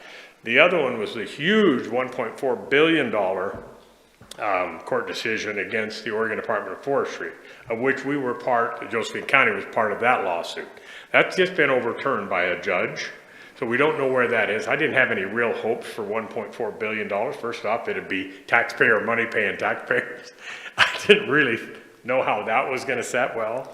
And the remedy never was. That never came to pass after the appeals, because there was never any appeals. It was overturned before. So those two things had to be checked off of our box as far as a list, on our list of how can we fund law enforcement, because both of those would have gone to law enforcement. Thank you very much. Any other questions? And I'll sit down. Thank you. Val, then DJ. Yeah, my take, and like I said, if I was queen for the day, is that I really want to diversify the funding as opposed to putting it all in one bucket. That to me kind of comes back to the nexus thing that we were talking about, the fact that everybody pays their fair share. As it is now, everything's pumped on property taxes, and that puts the load on property taxes.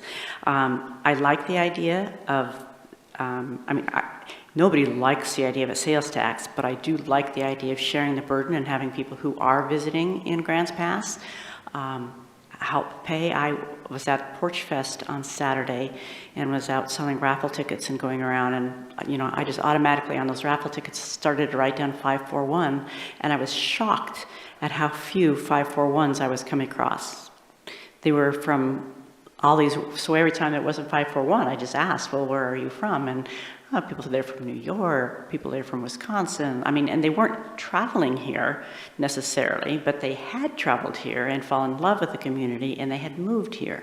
So it was really interesting to me, the number of people that have been drawn from other parts of the country to where we are. And I know when I travel to their state, I pay their sales tax and I pay for their infrastructure. And so I think sometimes people chuckle when they see we don't have a sales tax, because this is like, really? So I know what we would have to do, a tremendous sales pitch in our community to do that. I do like the idea of coming aboard with the Josephine County Commissioners and Council, because I hear over and over and over again, why do you guys never work together on anything?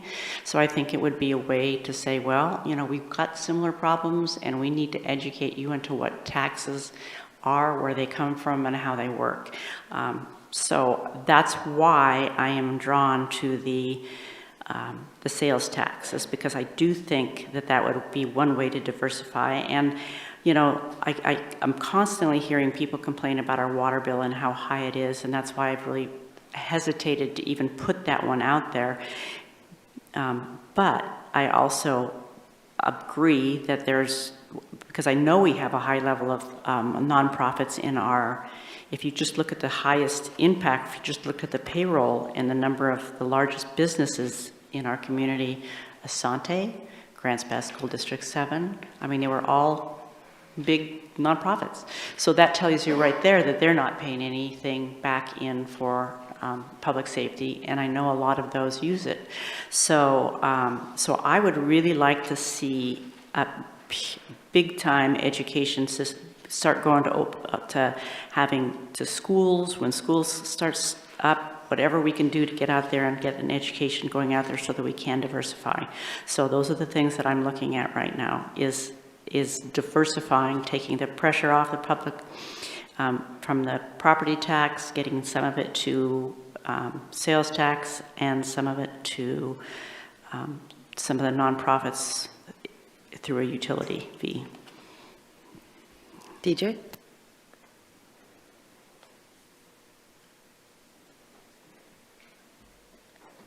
Yeah, thank you. So I see this as this will be a series of meetings, many meetings with a series of decisions associated with them. I think this is a good place to start. I'm actually quite pleased that the county is proposing something that is collaborative, better for everybody in the community, public safety, broader net. I think that that's just great. And so as far as my first decision or a takeaway from this is, yes, let's collaborate. And now we have to determine, okay, at what level are we going to collaborate? So staff needs to know that. So local option levy, I think, is something that's going to be a reality in this community into the near future at the very least, as I don't see a way to subsidize that revenue, not at this time.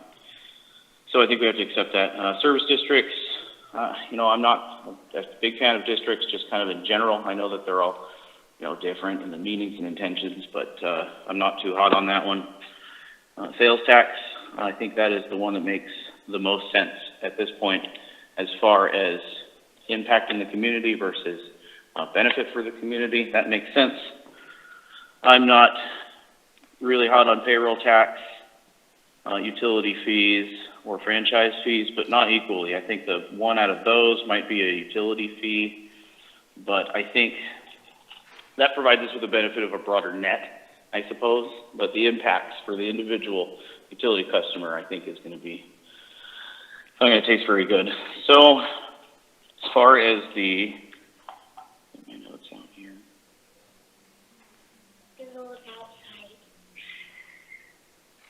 Joel, you said it well. Sorry for that pause. I had to collect into my notes. So Joel, you said it. You said something that's really impactful. Okay, let's just entertain that we select a revenue source. You said, let's maintain a status quo of service and expectation in this community while we work through the revenue source. Okay, I think that's a wonderful idea. I think we should all really understand that at this time we're going to see what we can do for the status quo, see if we can operate under that, go through a couple years of fluctuations, talk about it again. I would encourage people not to look at this like a we are going to find a revenue source for the public safety, and we are going to grow the public safety accordingly. We still need to be cautious. So what I'd like staff to do is look at the implications of, a theoretical $8 million contribution through the tax, see what that does for the local levy. What can we reduce that levy to? 80 cents, 90 cents? I don't know, but I'd like to see that and cast the net in a broader base, if you will, because we all know there's people in the community that they like the levy. That's the button. Are you still doing a good job? You can still have that button. You can still have that voice, that vote, but the yay or nay wouldn't be so theoretically disastrous if it was a no for a levy that we desperately need. So the staff could do that, and given that it said that we're going to be doing a series of meetings with a series of decisions, I'd like to recommend that the metronome of our meeting be determined by staff's capability of preparing the next meeting. If they can do this in a week, we should meet next week. If they need 2, then we'll do it in 2 weeks accordingly, because time is of the essence. I tend to agree with Dan that if we don't do something about it now, and we look out into the future, what kind of elections we have and what kind of issues we're having, this is going to be a long time until this idea becomes feasible again. So I think a sense of urgency is in order. Thank you. Somebody else want to weigh in?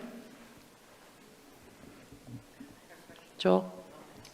Well, one of the things I think that is probably ripe for a discussion is, should we send a letter of support about sending the tax levy to the public for the sales tax?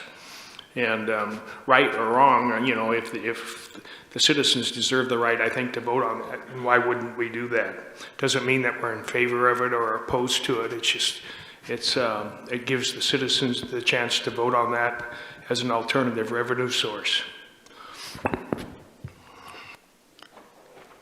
Valerie, you had a question? Yeah, I would agree with what Joel said also, but I wanted to go back to, and I think it's because I see Wendy back there too, about the water, the utility fee. And I noticed that I was looking at the number of waters that were cut off, and so I was just kind of interested in knowing if that has gone up in the last few years. And then also whether, I know that at one point, I do know that we have a system right now where people are helped with their water bills, but I had also heard that River Valley Church had stopped that service. They were stopping that service for other things, and I don't know if they're still doing that service for our water or not. I don't know where I read that, but I had read something that they were stopping. So I was just going to ask if Wendy could give us a little bit of information about the water. So slightly up over the last few years, big blip with COVID. And as for River Valley, no, they are no longer offering, they are temporarily not offering those services. They returned the money to the city of Grants Pass, and we gave those funds to St. Vincent de Paul, which was the other entity that we had a contract with. So those funds were just redirected to the other nonprofit, and that other nonprofit is utilizing those funds. Okay, thank you. Like Rob, did I see your hand? Yeah. So I would probably agree with placing a sales tax on the ballot for the people to decide. I just wanted to add a couple small points, or maybe not small points. Some people might think they're small, but when and I'm not really trying to get into necessarily a debate with Dan today, but he did mention the potential for piracy. In other words, people going over to Jackson County to make purchases that they would to avoid a sales tax. And in the next sentence he mentioned, because gas prices are so high, he would think that would be kind of minimized. And I would make the just as confident argument that actually the opposite is true, because we had a SORETI representative here in council chambers, I think, I don't know, it was March or April, and they mentioned that I think it was 4,000 or 5,000 people a day from Josephine County are already driving to Jackson County to work. So if they're already making the trip, they're going to want to try to recoup their money. If the gas prices are that high, they're going to buy more over there than they might have normally, in my opinion. And I think that's really likely. The fact that Costco now is closer than ever to Grants Pass, and if someone is going to be driving to Medford practically right by the Costco, they're going to basically try to amortize their trip with more purchases, in my opinion. I think that's an excellent possibility and a likely possibility. The other thing I'd like to add too is that the last time we had this discussion briefly in council chambers, I went around and just spoke with a few merchants in the downtown, and one said, fairly high ticket items, it was a weekly occurrence that people came up from California to purchase tax-free from his store. Weekly occurrence, not an outlier. I spoke to a bike shop, said that literally the prior week, someone had come up from California to buy an $8,000 bicycle that the Grants Pass store had in stock, and the person saved roughly 9%. Now granted, it's only the first 2,000 here that would get taxed, but it's less of an incentive to make that drive from California. And also a shoe store, same thing. Multiple pairs of boots, and the reason given is because we're tax-free. So, you know, when people talk about the impact of a sales tax, it's hard to measure the negative because it hasn't happened yet. I don't believe it's going to be a boon to our shopping. It's not going to be in any way, shape, or form, I don't believe, going to help our local businesses. I don't believe they're going to do more business because of it, and I think there's an excellent likelihood that they could do less. Because essentially being a sales tax island, I mean, Curry County, nice of them to come along on this, but I don't think that it's a hot spot for shopping. So, and I'm not trying to necessarily cast aspersions on them, but I don't know anybody that goes to Curry County to shop for anything. So that would make us a sales tax island in the state, the only city in the state with a sales tax on general goods. Okay, that's not a great reputation. Obviously, being a lawless county is not a great reputation either, but you know, there's a lot to consider with a sales tax.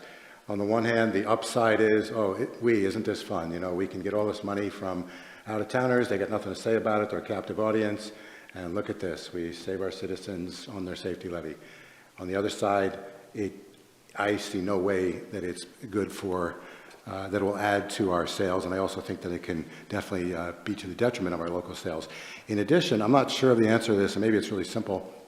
We've got, I know in my case, my small business, I have, during COVID, there is business that I lost and customers that I lost that I don't know that I'll ever get back. There were a lot of people who were afraid to go out of their house. I had a lot of older customers, and some of them are still afraid, but they got used to shopping online. They got more used to shopping online, and I haven't seen back all the customers that have left. And we're talking about 15 and 20-year customers. And again, they're old, they weren't going out of their house. I have to wonder now if we're going to add 3% to local costs for goods and services, especially goods that people can easily buy online. Is there any way that Amazon or somebody kicks back 3% to us if somebody decides not to buy something from me locally and goes online to buy it? I believe that may be on a state-by-state basis, but Dan said that the state's not going to get involved with helping us implement this at all. I have to wonder, so yet another reason potentially that some of our local people might choose to stay away from our businesses because we're automatically going to be 3% more expensive for the same item that they can buy online. So there's things to consider. I think that the public probably deserves the chance to weigh in on that. And of course, I'm going to support the public's right to speak. For that reason, I would be extremely, extremely hesitant to the point where there's almost no chance that I would consider implementing anything, a fee or anything else, without a vote of the people. So for me, a vote of the people is absolutely imperative for anything that we went down along these lines. One other thing I would add too, that just something to consider. I'm sure that Dan and the sheriff have considered this.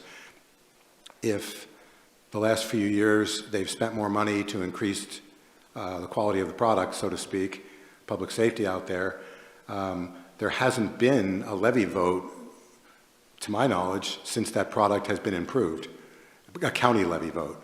So we don't know. Maybe the people in the county are impressed with the job that's done. Maybe people in the county are willing to pay for something similar to the rate that we pay in Grants Pass to have decent public safety, because we already pay that here, and our public is probably pretty happy with that. Maybe the people in the county have been won over with increased performance. I don't know. The one way to find out would be to actually put that to a vote. But that's all I have to say today. Rick? I'm also in favor of the 3% tax. And one thing I look at, and I don't have a crystal ball to say which way it would go, but when Ashland put their restaurant tax out there's a lot of cry that a lot of restaurants would not be able to withstand the competition from Medford. And yet when we go to the theater in Ashland, we don't go to a restaurant in Medford, we go to Ashland to a restaurant. And the last I heard was that the tax was so successful in Ashland, they're even considering raising the percentage. I don't know if that's true or not, but that would be an interesting statistic to follow up on. Thank you. Any other comments? Vanessa? I also take no issue with putting the sales tax to the vote of the people. When we had this discussion earlier this year, I went out into the community and spoke with different groups and different individuals, and it was wildly unpopular. And that was actually having a sit-down conversation over several minutes, whereas voters typically spend about 30 seconds reading what they vote on in their voter's pamphlet and their ballot. So I do see that being an uphill battle, knowing the culture of Southern Oregon and sales tax. With the seasonality as presented, it doesn't meet all of the needs for the city of Grants Pass and our law enforcement and dispatch services. So that is one pitfall of the seasonality. As well, I do see the administrative portion for small business owners to be a giant obstacle, not only turning it on and off, but actually just getting that accounting up and running for that tax. As well as Councilor Pell, I do have concerns about that So Ready presentation where Colleen Padilla did say that thousands are already commuting to Jackson County. That is another concern that I have. And the final concern that I have with the sales tax is, although the pandemic was a once-in-a-generation occurrence, we saw an almost extreme halt in consumer spending just within a month or two. So there is some volatility to our most essential services here in the community, to consumer spending. Those are some of the concerns that I have for that. I do have interest in moving forward, addressing the potential to permanently fund public safety services through the utility fee. I do not have any interest in moving forward with the franchise fee option. Pacific Power has actually filed with the Public Utility Commission to raise their rates this year. So I do not support increasing those fees as well. Adam had given a presentation earlier this year where he broke down replacing the current price that folks are paying on the levy with the utility fee cost, and it was 30 cents more on the utility fee, and we actually were able to raise a significant more. So I would like council to consider that only in the event that we do receive the FEMA BRIC grant. And that's not information that we have at this time. We don't know if we've received that grant or not from FEMA. So it's very difficult to move forward and say that that's what we definitively should or should not be doing. And I don't believe I can make a decision on that one way or the other until we know for certain. Kurt? I'm in favor of the sales tax. I've said that before. I grew up with a sales tax and it was no big deal. And 3% is so nominal that I don't even know why we're talking about it. I mean, as far as people driving to Medford, I used to do that for 20 years. And when it was time to go shopping, the last thing I wanted to do was get in the freeway and go back to Medford. So I don't see that as a big obstacle. And when I brought up Amazon or online shopping a while back, I don't remember who it was, but somebody, might have been Aaron, told me that absolutely that they would be charging a sales tax and be paying that back to us. So I don't think that's another obstacle either. So I would say let's move forward on that. And I will bring back up the franchise fee. The reason for my question is my understanding is that they were already charging a fee to their customers and collecting money, and that was a resource that we were tapping. So if that money's there, I think we should go for that as well.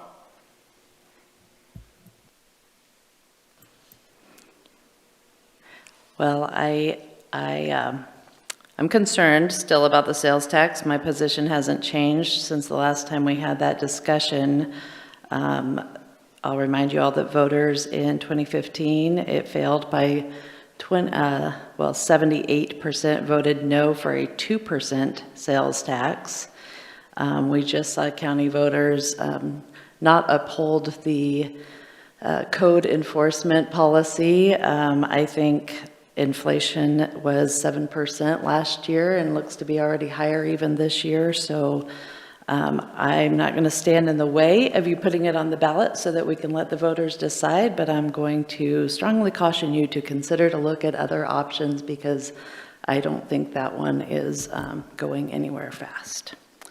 So I don't know at this point, are you ready to make a decision about writing a letter in support of the county? Do we need to have another workshop? Obviously, we have a lot to talk about, and we have some questions that staff has presented to us that they would like to have answered as they try to find new information for you all to move forward in this process. They really need to know what it is that you're looking for in order to help you make decisions. Joel, then DJ. So it becomes evident to me that we can draft a letter to the county commissioners supporting them putting it on the ballot. And not taking a position on it, putting it before the voters in a timely manner so that the voters have a say in what's going on. DJ?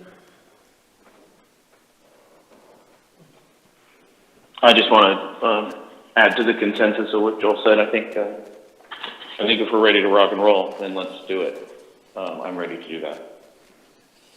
Okay, I think we have consensus on that. I'll go ahead and put it on the next agenda just to formalize that. What else do you want to see for a future workshop? Do you want to set up a subcommittee? Do you want to keep everything at the workshop level? We have a lot of ways we can go with this. Go ahead, DJ, is that you again?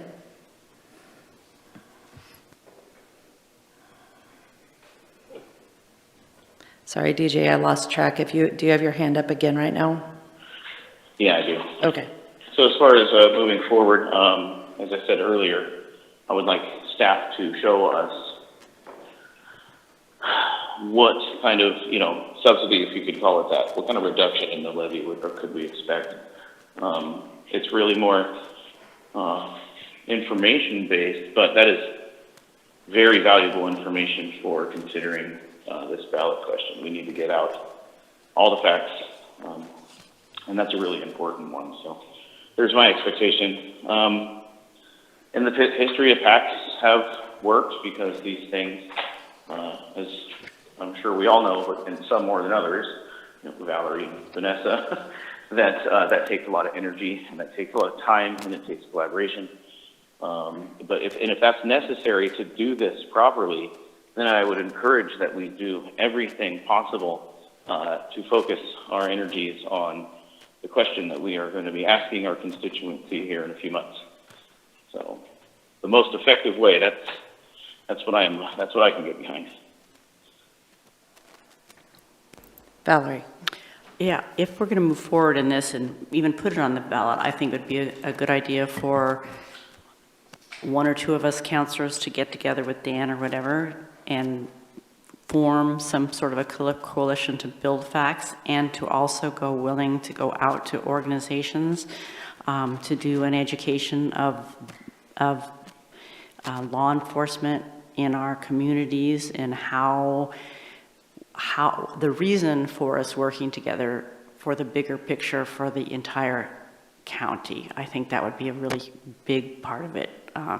So I think that's something that we need to get right on, because I think that the whole education part of it and getting people to understand the costs of law enforcement in our community and how it's been set up. Because if there's one thing I do know is that a lot of people do have no idea of what the base 58 cents for $13. They don't understand how funding is set up in the state.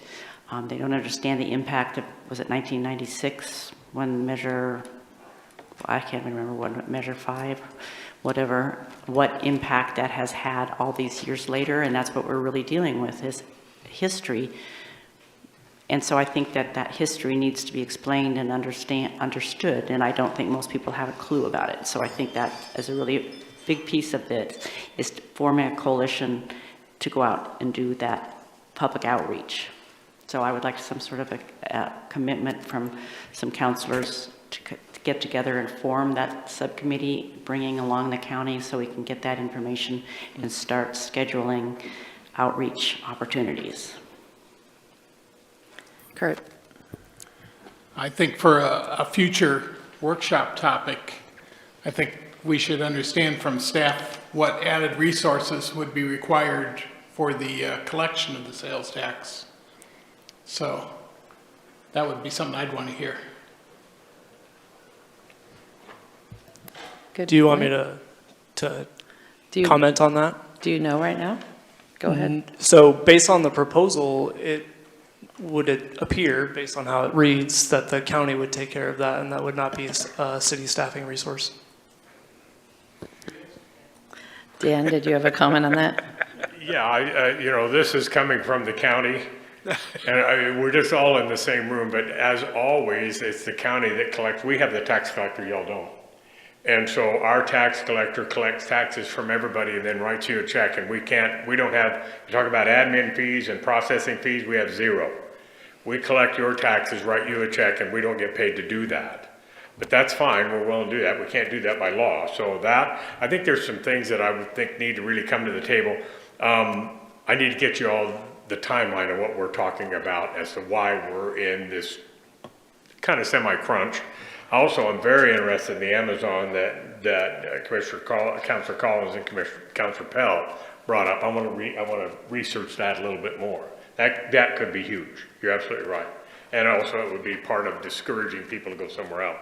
So I think there's some homework to do from our side. I've made quite a few notes, but I think the main thing is let's keep in touch. Darn it, don't walk out of this room and forget about it. We need to be talking daily. Whether we have a committee, I would like to include Cave Junction in that committee because they're certainly a recipient. So great idea, Councilor Lovelace. Thank you. Thank you. Joel, did you have something? Yes, I was just going to say the public involvement effort would just be looking at the pros and cons, and it's not trying to sell. The citizens can make up their own mind. We just present the pros and cons, and we have an educated public that can vote in their own interest.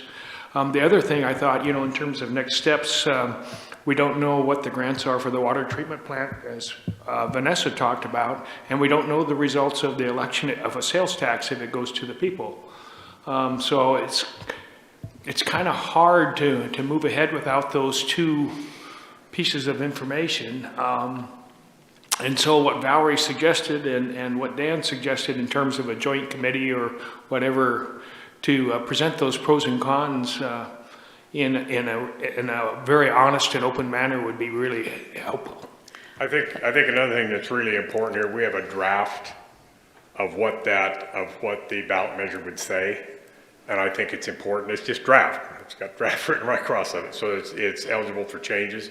But I think it might clarify. I can say, we're gonna, but let's look at that ballot language, and I'll make sure each and every one gets one of those. Okay? Thank you. That would be great, thank you. Yeah, Joel, I think we have a couple of different issues here. I think at this point, let's assume that we're going to move forward with writing a letter of support for putting the tax on the ballot. I think Valerie has a good point that if you want it to succeed, some of you are going to have to work at it. You know, these things don't pass without a good information campaign. And as far as I think so I think let's put that subject on pause for a minute. We also have a wider discussion here about our permanent funding situation. And so DJ has suggested having, as many workshops as possible tackling this idea, even as early as next week. Joel just mentioned, we're waiting on some information with regard to water treatment plant grants. And so when do you want to talk about this again, and what do you want to talk about it? And let's kind of set the sales tax issue aside for the moment, because I think we've got a bit of a plan on that. And DJ, you have your hand up. Yeah, sure. Thanks for that direction. I think it was time to make that decision. My suggestion was that, the metronome that creates the cadence of when we have these meetings would be staff capability. Realistically speaking, I would have to ask staff the question. We've asked you to run some numbers to give us the metrics. How much is it? How much are we going to get here? What's it going to do to the levy? And I think that would help facilitate some communication. And then my suggestion is, I'll say just briefly again, is that when they're capable of coming back to us to have an effective meeting, that's when we should have the meeting. JC, do you have a comment? Yeah, I got a comment, and then I'll ask another question. So in going through this with another entity, they actually were going down the path of potentially implementing it at 0 utility fee, because it took us 12 months to gather all of the data and get all of the legal things in order. And so that was considered an aggressive timeline, 12 months to put it together. So in that consideration, we're kind of butting up against that kind of aggressive timeline again. So we need to start potentially doing some of that work and moving down that process as it would, if that makes sense, right? So whether we get the BRIC grant or not, I still have to put together some of those legalities. Doesn't matter what the dollar amount is at this point. And then the second part is going to be, what dollar amount are you looking for? So I did show the $6.2 million in relation to the 3.8 of general fund support. So if you're talking about potentially reducing the levy, that needs to be an amount larger than $3.8 million. And so what amount are you looking for then potentially? Because then that's where the calculation and then the structure comes from. So if I know that you're looking for an $8 million solution versus a couple of $2 million solutions, those are going to change and skew the numbers as well. Right, so the levy is bringing in $6.2 million for us, is that correct? That is the current estimated budget for the fiscal year 23. Okay, so that, I guess, is one maybe simpler question for us to hone in on, council. Are we looking for something to replace $6.2 million or more? Would we be just establishing status quo as far as what our current service level is, or are we looking to increase revenues? Still thinking. Okay, yeah, so I asked the question and I have a follow-up. Had my hand up and everything for it, so. Go ahead. I need to clarify about what you mentioned as far as timeline. I'm just talking metrics here. I'm just talking theoretical boundaries. Conservative estimate is $6 million. Liberal estimate is $7 million, something along those lines, and just reference that against what the levy is. Not a complicated implementation or any sort of legal ramifications. Sure, I could see going in that. Is 12 months to gather that information, or am I misunderstanding? As soon as you start going through the minutia and the details, that's when it becomes more complicated. So if you are doing a utility fee, what are you linking that to? Because you have to have a legally justifiable basis of why you're charging a single-family residential home one price and potentially a commercial a different.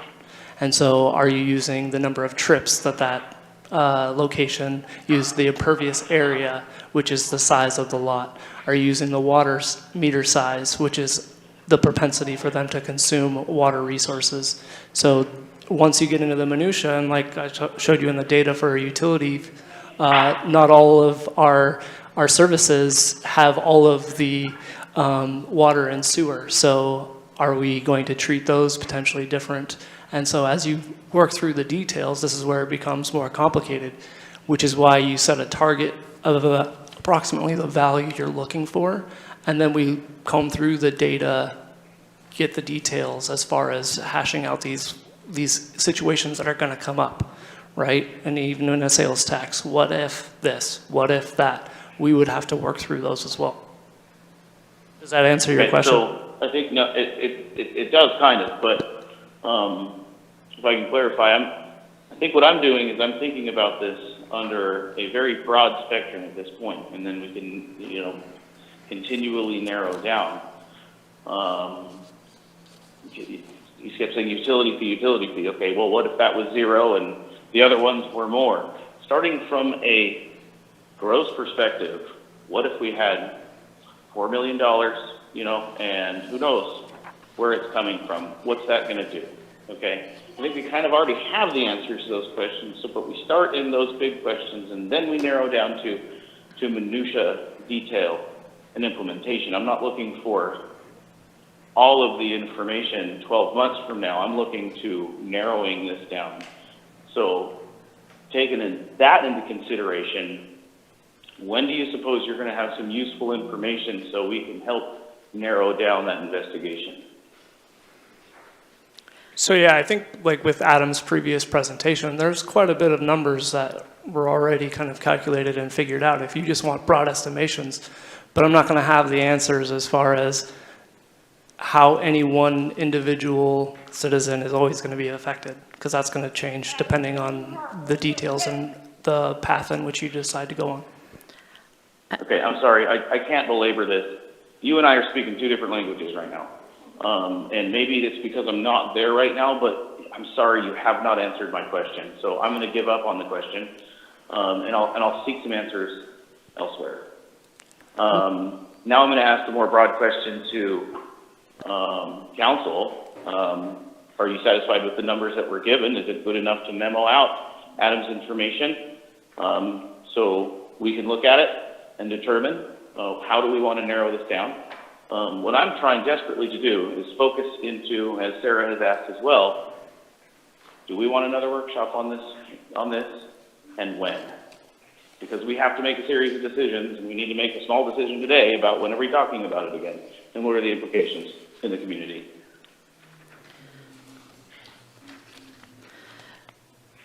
I thought that I could get the answer from staff about when they could recommend based on their information. Now I'm trying to go the other way. So to get at one of your questions, DJ, because I'm trying to follow what your first question was regarding dollar amounts, and I think I'm looking at slide 19 today on utility fee, and it says $4.74 per month equals $1 million. So JC, is that that you're estimating the average, let's say, residential customer for every $4.74 that we increase the bill raises $1 million? So if we were to go whole hog on the utility fee and get $6.5 million, we'd have to go $26 or something to raise $6 million. Am I understanding that correctly? So that is correct, and that's where I'm kind of getting at the numbers that have been presented. I mean, I can bring back as a recap next week, but if you need something really specific, as if you wanted to see, I don't know, what if single-family residential for a 3/4 inch meter versus a 1 inch meter versus a 1.5 meters, that would take a little bit more calculation if you wanted to go further than that 464 in that example, if that makes sense. So there's generic numbers that we have that we can submit to council. But if you want something super specific, that's going to probably take me a little bit longer. Right, so actually looking at this again, I was lowballing it too. It's actually a little over $29 if we use this rough estimate. So that would get us to 6.2 million. And then there's another option on the franchise fees, which we can only increase to 7% maximum, which would bring in about $1 million to the general fund. So we can't raise more than $1 million essentially through an increase in the franchise fee.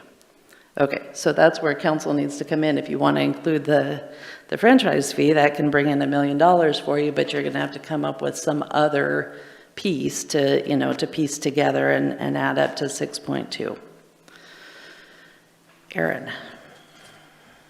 And the one thing, and the reason why the presentation was sort of set up this way was for us to try to focus on the bigger policy decisions on what is socially and politically acceptable from the different revenue streams that you have to offer. So then we can most effectively utilize our time on those that you believe are socially acceptable for this. And is there a nexus to service that you might be interested in, those kind of things.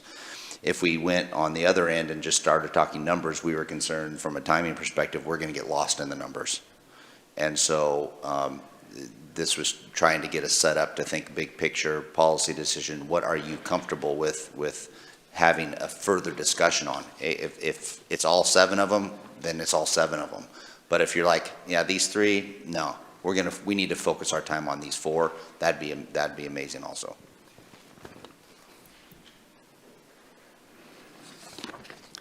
Okay, well, I know this is a lot of information, and if we all just need to let it settle again a little bit, that's fine too.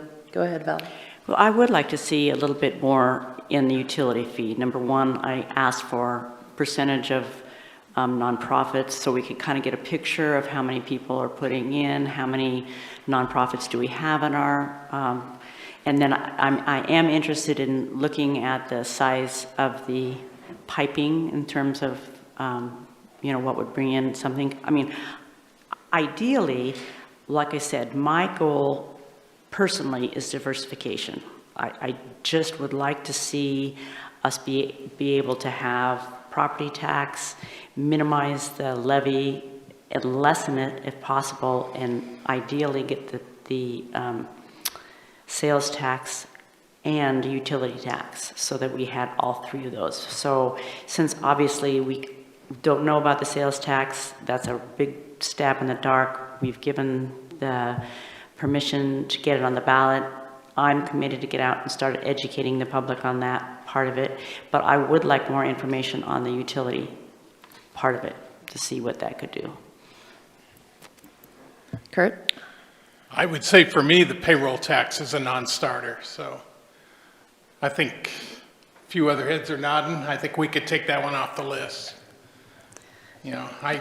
Anybody want to speak up in favor of payroll tax at this junction? Okay. All right. Well, I'll have staff go back through the questions and comments that people have mentioned today, and we'll provide some additional information. If you have anything burning that you want to know, you can ask now, or you can touch base with them later as you think this through. Go ahead, DJ. Okay, thanks. So I read earlier what I'd probably be in favor of. I think utility fee is worth investigating. I can agree that the payroll tax isn't something that we want to adopt, but we obviously sales tax. But service districts, that was kind of a maybe. Let's see. Franchise fees, no, okay. So sales tax, utility tax, something along those lines. So here's where my concern lies, is we sort of had this meeting 6 months ago, and maybe it was 6 months ago, a few months ago, and I had to try very, very, very hard to get this back on the agenda, and that took months to do. And so here we are finally talking about it. So now is the time to make those decisions and establish the timeline and what we can expect. Yes, this is a lot of information, but give me a break. We have been talking about this a lot. This should all be very familiar information. This should be something that we need to confidently investigate. Does staff have enough to chew on from this meeting to give us some of the metrics that we desire when we take the theoretical revenue sources and say, okay, this is what it could possibly do, and okay, if we did this but we didn't do that, help us whittle down this presentation, if you will, from 40 pages to 5. Hey guys, these are the things you wanted to know about. There they are. We dove a little bit deeper in, and this is what it looks like. You know, can we expect to have a meeting in 2 weeks? Can we expect to have a meeting in 3 weeks? Because we need to determine that. We have to determine, and until this council says, no, we don't want to do any of this stuff, we need to keep pursuing it.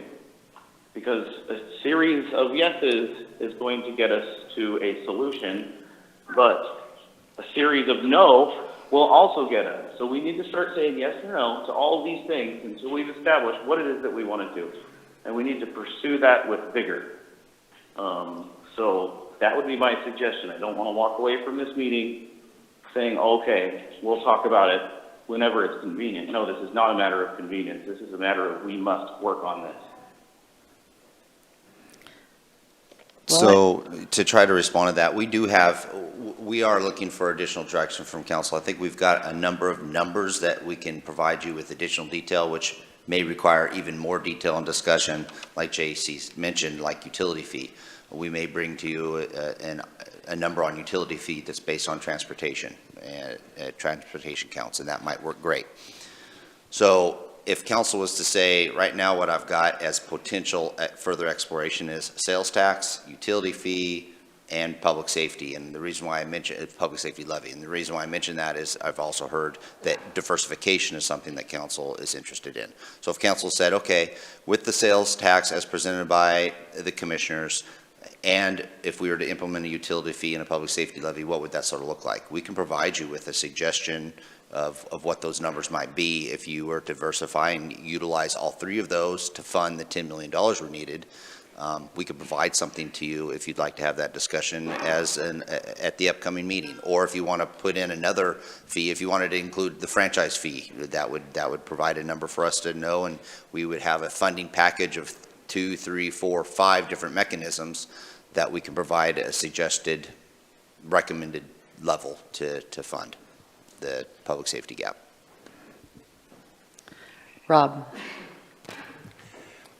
Yeah, I would agree with Aaron's summation there as far as what,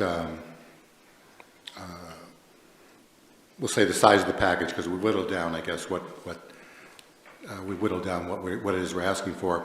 I think also would be helpful when discussing utility fee.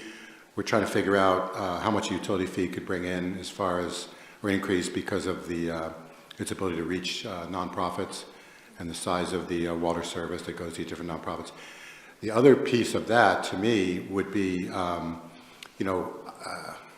several years ago, I think it was 238 nonprofits in Grants Pass. I don't know what that number is now, but some percentage of them might just be post office boxes with no real estate at all. But I would also like to see on the nonprofits, and I just picked this one because it's a big one that we all know about, the hospital system, Asante. How much basically, what is the free ride that they get on not paying a safety levy worth? In other words, what is the assessed value of these properties? And it basically tells us the degree of the free ride that Asante is getting, and then we can see how much we would bring in potentially with the utility fee. So those two things together, I think, are an important. Those two figures together come up with the number that could make doing a utility fee worth it. But to know how much we're losing, it would also be really helpful with them not having to pay anything. While you guys were deliberating, I actually emailed the county, and they're looking into the numbers right now. Thank you. Also to respond to Councilor Pell, we could do something like that, and maybe if you'd entertain us trying to narrow that scope just to provide you some examples. For instance, the list that JC had of the top employers. If we took like the top 10 or 15 employers and those that are nonprofit, we compare what their assessed value would be versus a utility fee that's got a fair and rational methodology, so you can compare. We could do something like that as long as we're not doing all 238 of them, but if we did a handful of them. Well, the top 10, I don't have that list right in front of me, it's in this pile, I know. I mean, I think half of them are government entities, so that only means 5 or whatever. So I'd rather see the top 25, and if you pair out the ones that are government entities they might actually have to pay, we might end up with 10 or 15. So taking the top 10 is a really small list because it only ends up to be in the top 4 or something. So I'd like to see, top 20 or 25 or something like that. Vanessa. To add to that, I would also be curious to know how much could potentially be raised from the 18% of the tax base that's frozen under the URA.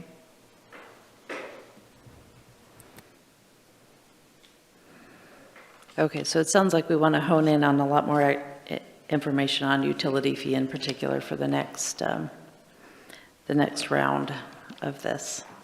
So, and I guess I'd like to remind council, this issue, you're welcome to ask questions on your own, talk to other people, come up with some proposal and some direction. We're asking a lot of staff on this one when really it's a political decision that I think we need to drive this train. And so more than just getting it on a workshop agenda, week after week, we need to provide some leadership in this one. Aaron. Thank you, Mayor, for those comments. So what we're going to do, I just want to make sure I'm clear with expectations for the next meeting, and we can schedule that this week at our scheduling meeting if you'd like. So we're going to come back with some information with regards to if the sales tax was implemented, utility fee, what that might look like, public safety levy, what that might look like, also some numbers if we reduced or eliminated the urban renewal agency's allocation of the 18% for a number of years or for permanent. And then also one of the things I think that we started to discuss that might need further direction also is the level of commitment associated with the sales tax. It seemed like there's a general consensus with the council without taking a poll that council was in favor of having the voters decide if the sales tax was something that they'd want to do. And then I know Councilor Lovelace mentioned, well, maybe we can have a committee and we can work in conjunction with Cave Junction and the Board of Commissioners and get the information out there. That would be even another level. But then the third level that Commissioner DeYoung mentioned, that I think those 3 levels is something that we would probably want to also have clarification on. The first is, hey, just let the voters send it to voters. We're going to be relatively silent. The second one is, let's try to get unbiased information out there and not take a stance. The third is, let's try to get unbiased information out there and take a stance in unity with Cave Junction and the Board of Commissioners. So those would be the 3 levels that I think would need additional direction on, that it seemed like Commissioner DeYoung was sort of planting the seed for discussion. Yeah, I think I was just going to have us talk about that at our July meeting.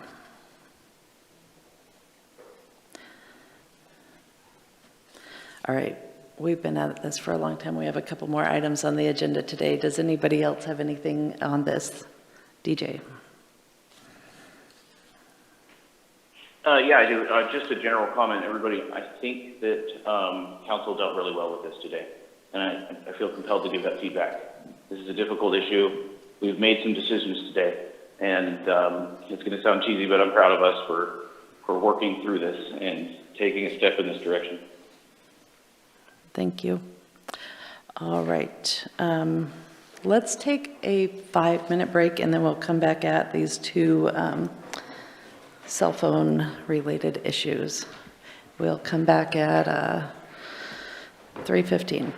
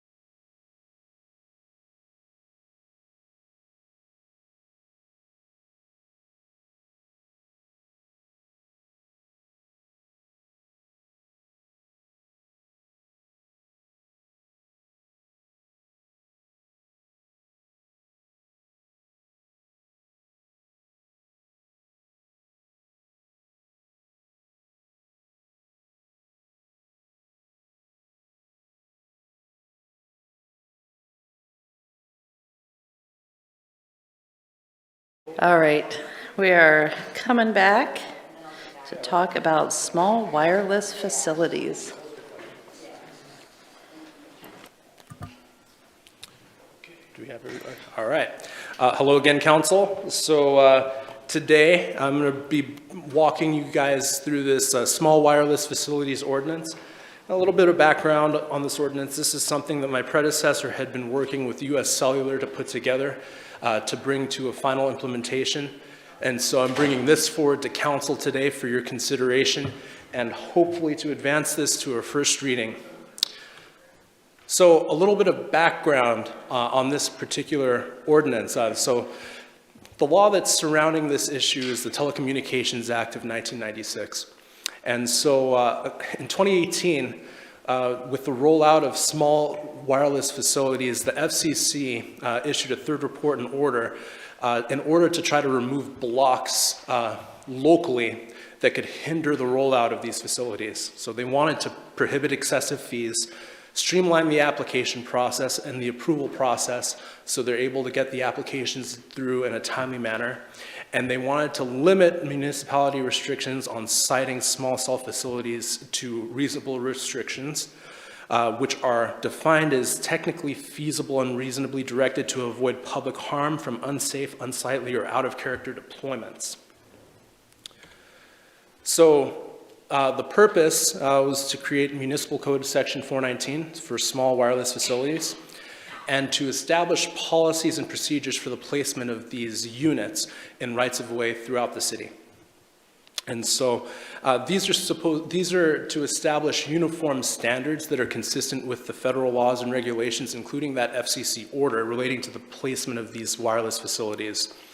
And it's to work in conjunction with municipalities to prevent interference with the use of the streets, prevent the creation of hazardous conditions, to prevent interference, to protect against environmental damage, to preserve the character of the community, whether that's placing something in a historical district, so it's of like and kind, and to help proliferate the advancements in wireless service.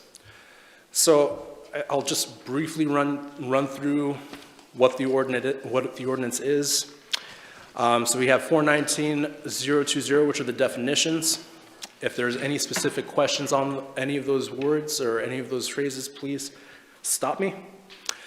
So you have section 419.030, which makes the co-location on a small wireless facility on a city structure, a third-party owned pole, a permitted use, and it sets forth the application process and the requirements, timelines, what's needed for the application, the sort of information that you're looking for, that the wireless facility or the wireless provider is looking for. And then under 419.040, that outlines the conditions under which a city may deny an application. So the rationales for denial include whether the placement of a small wireless facility would interfere with the safe operation of traffic equipment and signals, materially interferes with the sight lines and clear zones for pedestrians and transportation, doesn't comply with the Americans with Disabilities Act. It doesn't comply with city design standards and applicable codes, which the planning director will go through later, and doesn't comply with the provisions outlined in this proposed chapter. So after a denial, it requires the city to give notice to the wireless facility, and typically this has to be done before the shot clock expires. So that shot clock, which is the time period which a small wireless facility needs to be placed, is 60 days for co-location on a pre-existing structure and 90 days for a new build. So 419.050 kind of goes through how a small wireless facility can be placed in a right-of-way on city structures, decorative poles, and in historic districts. And again, these are going to be under the requirements in the municipal code and to design standards. Wireless facilities are designed to have a similar appearance, and they're designed to be placed at incremental distances. And so we're looking at 350 feet with installation. And the determination of the similarity for historical districts, if you're placing a small wireless facility in a historic district, in order to blend into the character of that particular area, that'll be a determination that the planning director makes based on the historical design criteria in Article 13.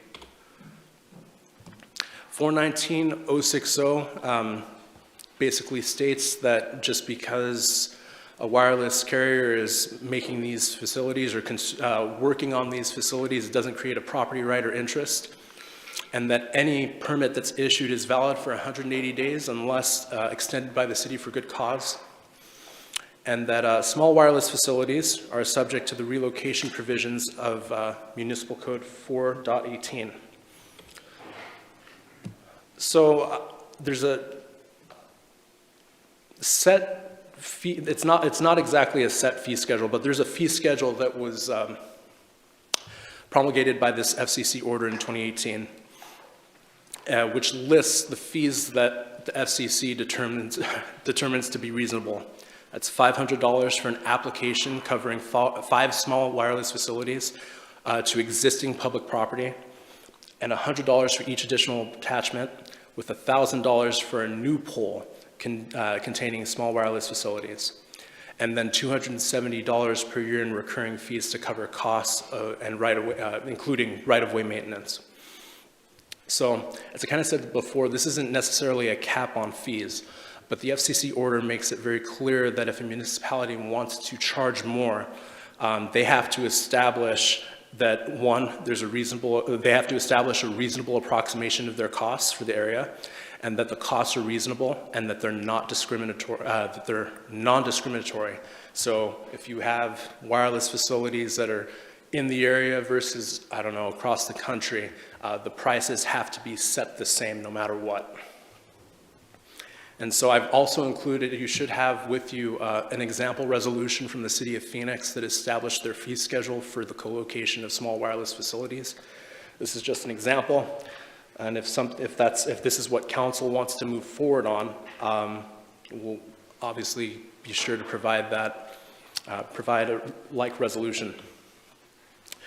So the call to action is at council's discretion. The call to action is to advance the small wireless facilities ordinance to a first reading, and the alternative is to provide direction for alterations to the ordinance if any should exist. And with that, I turn it over to council. Thanks, Augustus. Does anyone have questions at this time? Joel. So Augustus, a good report, thank you. I'm familiar with wireless facilities in a medical office or my home. How intrusive are these outside small wireless facilities? And I'm thinking with regards to the historic district, is it something that needs to come before the commission or not? Probably. I would imagine so, depending on what the specs are. I don't have specifics on what the specs are. I do have a consultant from US Cellular on the line who might be able to better answer that kind of question. I just don't know what one looks like. I don't. Yeah. Hi, good afternoon. Erin Waits from US Cellular. We can definitely send some photos to Augustus, but the way that we approach small wireless facilities in the communities that we're working with, especially in possibly sensitive areas, is that we like to present our locations and the designs and then really flush everything out. Everything is pretty minimal and can be fully encased inside the pole if needed, but should be really unobtrusive, and we're just adding to the network to provide to cover the gaps in coverage that exist. So we shouldn't really be able to see them, should be pretty minimal, and like I said, we like to work on the design to make sure it's something the city is comfortable with. Are there other questions? Val? Yeah, I just have a question because, gosh, it's probably been 4 years, maybe 5 years. When I was first on council, it was very controversial, and we had a lot of people upset about health issues, and I'm assuming these are 5G facilities. So I was just wondering whether there's been evidence that they've been proven that they are health, because it says here that they are, that there's been new evidence showing that they are safe. That's my question. So I do recall exactly what you're talking about. We worked on the same issue at the county. And as part of my research into the question, there was overwhelming research that the RF band frequency that's used for 5G is safe for humans. And to date, I am not aware of any research contravening that point that is credible. But I want to also preface, I'm an attorney. I'm not a scientist. I don't claim to be one. But from what I've read and from what I've studied on the issue, it appears to be safe for humans. I can also provide to Augustus some information regarding that there's been no known health risks identified, and I would also add that small cells or small wireless facilities operate below what the FCC guidelines are, so well below what limitations are. Okay, thank you. Any other questions? Vanessa? I am not certain why this is before us today. Is this just unkept business that we need to tend to, or? Yes, so this was something that my predecessor had been working on with US Cellular, and he didn't have enough time before he left. And so this is something that I'm following up on, trying to get wrapped up as part of my duties. I understand, thank you. Rick? Hasn't this also been brought to the forefront because they're switching from 3 and 4G to 5G and the necessity of locating these new units in the community? If the timing of this coincides with that, I can assure you it's completely coincidental. I've spent time working with US Cellular to kind of finalize this and try to work in collaboration with in terms of getting this before you. So if that happens to be the timing, it is coincidental. This is, again, something that my predecessor wasn't able to complete before his time was up with the city, and that I'm following up on. I would also just add, US Cellular, what we're doing is not specific to 5G. It's supplementing the existing network, which is 4G.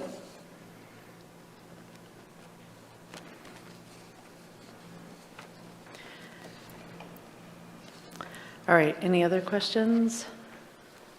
Are we comfortable with this moving forward? I think, Augustus, our ordinance would be similar to this Phoenix ordinance, is that? Or the resolution for the fee schedule.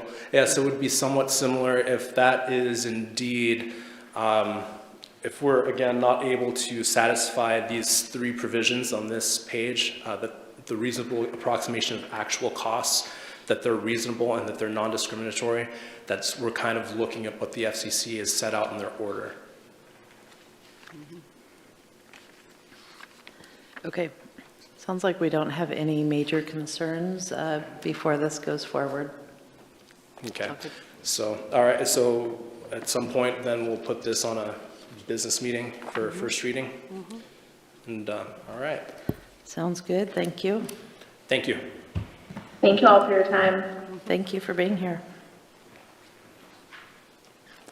The second one I will say is something that had been sitting on the back of the agenda for a long time, and so because it's also a cell phone network related issue, I put it on the agenda just to some synergy there. But it's not pressing depending on what you want to do with it.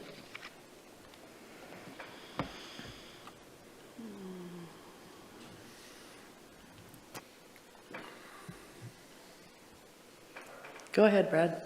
I wasn't sure if you were saying not pressing, meaning don't no. Proceed, or? No, proceed for today. I'm just saying, yeah, how that came to be on the agenda today. All right. Well, yeah, we can spend as much or little time as you'd like, obviously, on this one. What I've put together here and what's in your packets is just kind of the highlights of Article 16, which is what we use at the Community Development Department when we get requests for telecommunications facilities.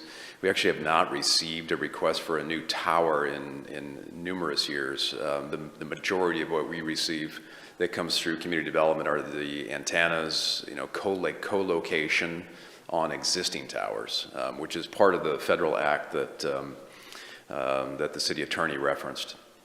Another piece that wasn't in that summary that Augustus provided is a clause that talks about the health effects. And so, at least from a regulatory standpoint, from a permitting standpoint, we actually are prohibited under that 96 law to use the health effects to review a facility. So that's pretty spelled out in the legislation. So we have had the telecommunications ordinance since April 2008. There really have not been any significant changes to what we're using today.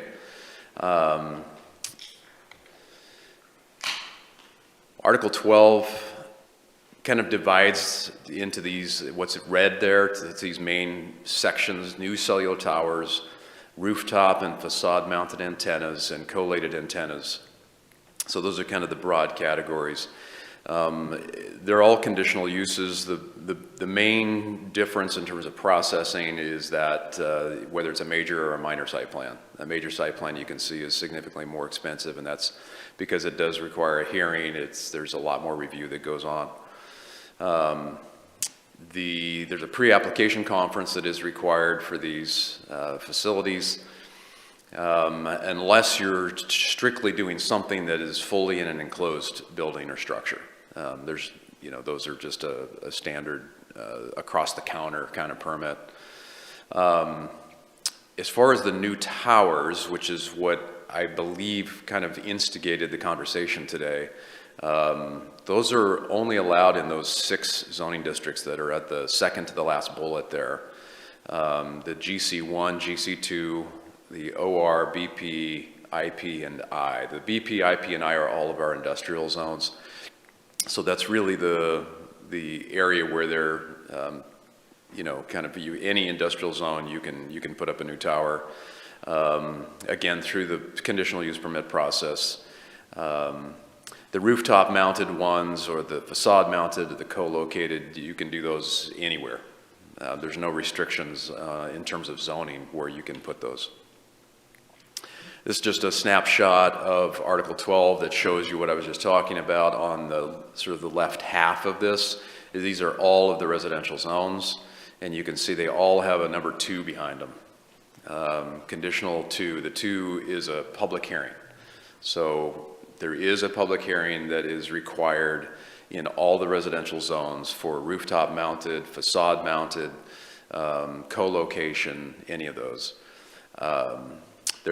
They're not prohibited, and the hearing is before the hearings officer. It's not before the planning commission. So it is a bit streamlined in that it takes a little less time to get through the hearing process. But then in the right half of the screen, you can see most of those are 1s, with the exception of the neighborhood commercial. That's treated very much like our residential districts, but all of the other ones, the commercial zones and the BP, for the rooftop and facade, you can just come in and do those at the staff level. When you get into the co-locating, new antennas on structures or new towers, that's when you get into the public hearings. Wasn't going to go into a lot of detail in terms of the standards. Suffice it to say, your height for these is limited to basically whatever the maximum height in that zone is, which in the commercial zones is generally 35 feet, except for downtown. Downtown is 100 feet. So that's the central business district has a much higher standard to accommodate for multi-story structures. Those are the commercial and residential. Now, when you get into the industrial, there is sort of those different heights there, 125-foot maximum for the industrial, for your telecommunications facilities, and 100 in the commercial. Let's see, what else might you be interested in? You have to have 2,000 feet of separation required. For the new towers, there's quite a bit more than not showing here. They have to basically do a map that shows the area mile wide and show all the existing towers that are out there. They have to basically prove to the city that a co-location is not an option. They can't just say, we can't co-locate. They actually have to demonstrate through line of sight, you know, since they communicate through a direct line of sight, how they are needing a new tower. If they do that, then we do have to proceed, and as Augustus pointed out, the 96 rules are pretty clear. You as a local government have to allow them. This is part of what the original Telecommunications Act was about, with going through, you know, certain steps and certain standards. You can put aesthetic requirements on them. We currently don't have any requirement that they be masked. I forget the term right now, but that they are, you know, a lot of times they make them look like trees or whatever. We don't have that here in our code, but that is something that is allowable under the statutes. You can modify facilities where you don't have to, you know, come through community development for a number of all these things that are listed on the top bullet there. If you're just doing sort of basic maintenance, you know, other modifications that you're actually going to reduce the impact, you can just go out and perform that work. But otherwise, the towers, they do trigger, you know, that review of FAA rules, Oregon Aeronautics, Aviation Authority, lighting, things like that are all looked at as part of the permit. And we do have some requirements related to signage, buffering, and access to those facilities.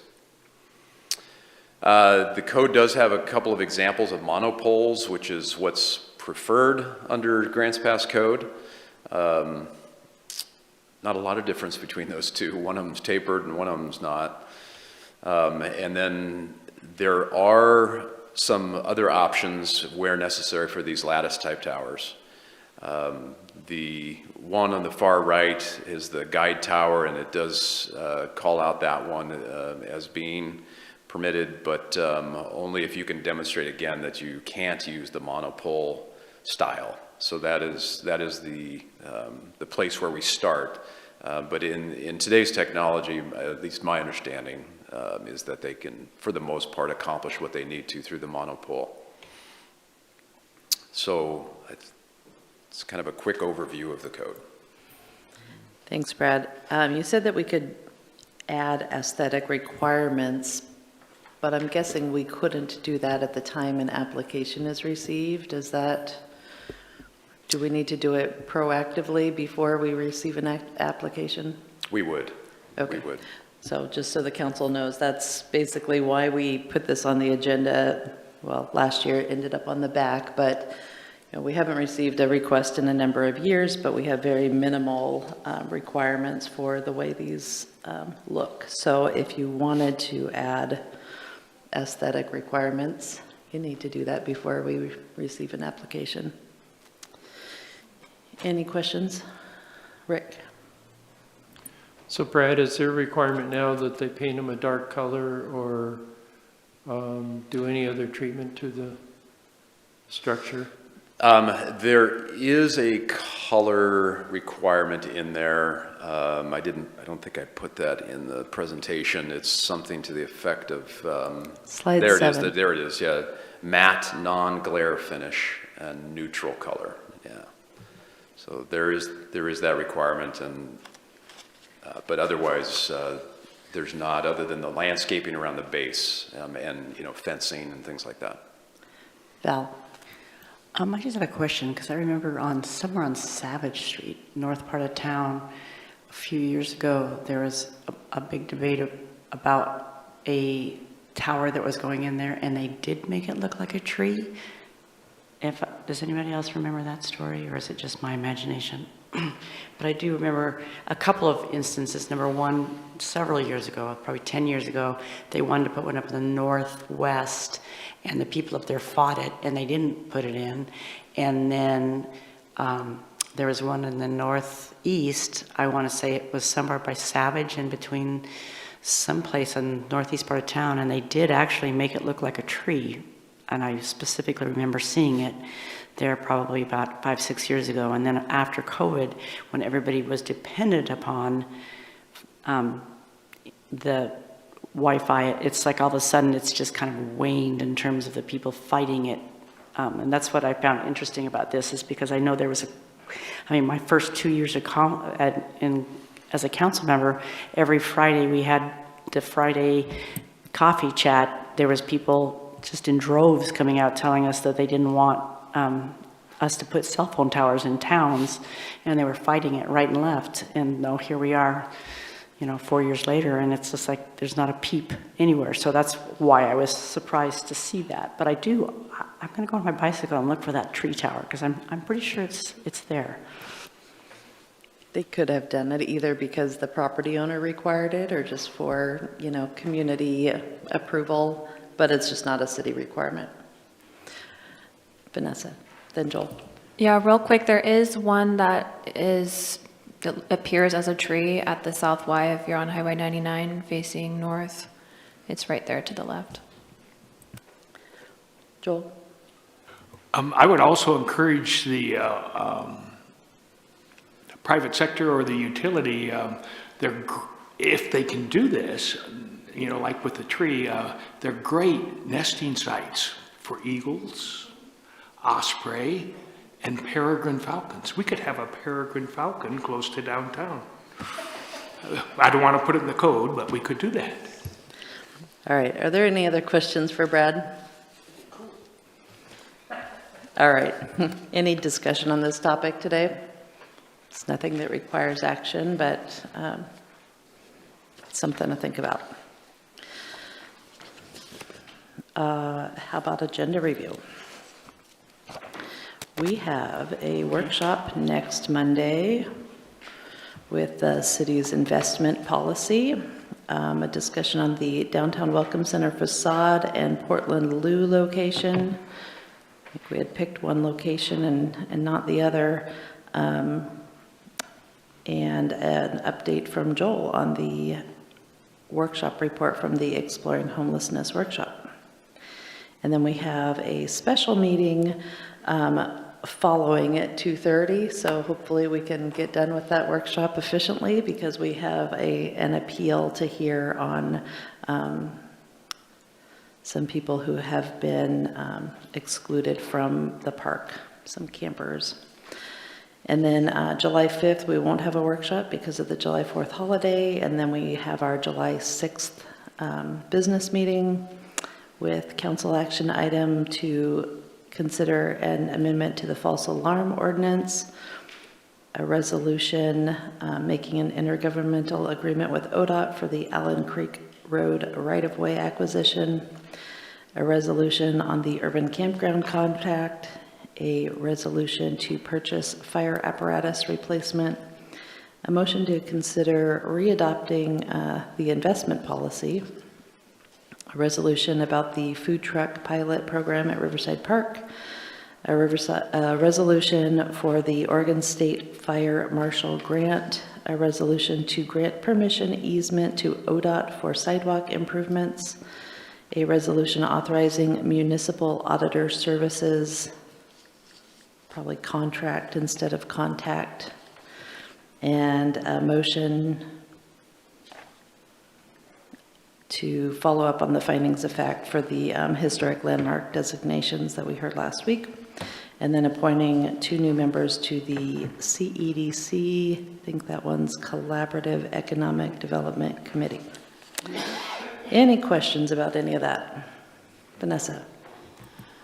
I was curious about resolution for the food truck pilot at Riverside Park on the consent calendar. This is my second or third time hearing about this topic, so I'm Not sure why it's on the consent calendar.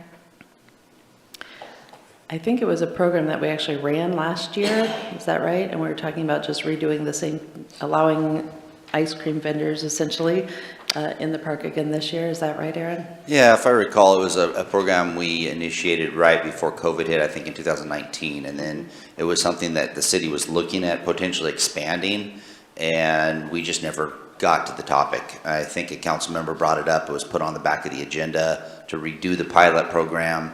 And so we're basically just reinitiating in 2019 action of allowing, I think it's up to 3 is what it calls for, something like that, food vendors in commercial use in the park.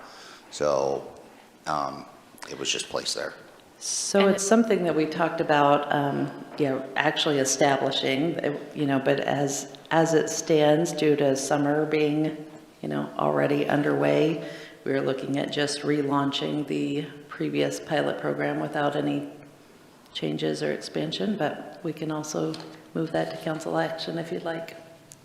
I think that would be appropriate. I just have some questions on how that relates to other commercial activity applications and things of that nature.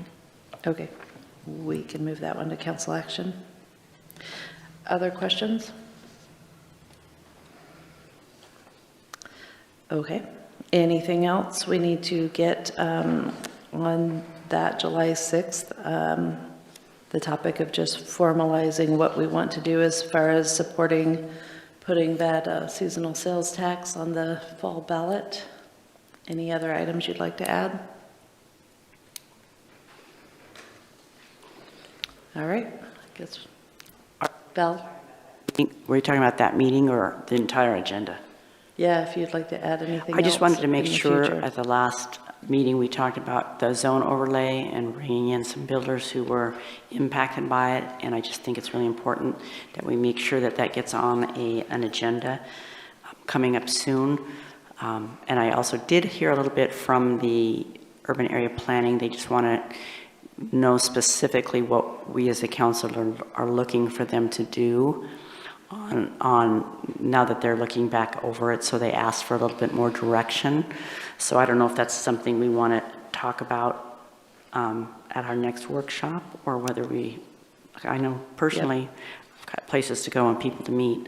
But I think it's important that we get the overlay on there, and I also think some sort of direction would probably be nice. Agreed.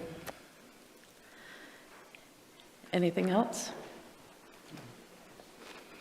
Okay, yep, we'll get those on there soon. Okay.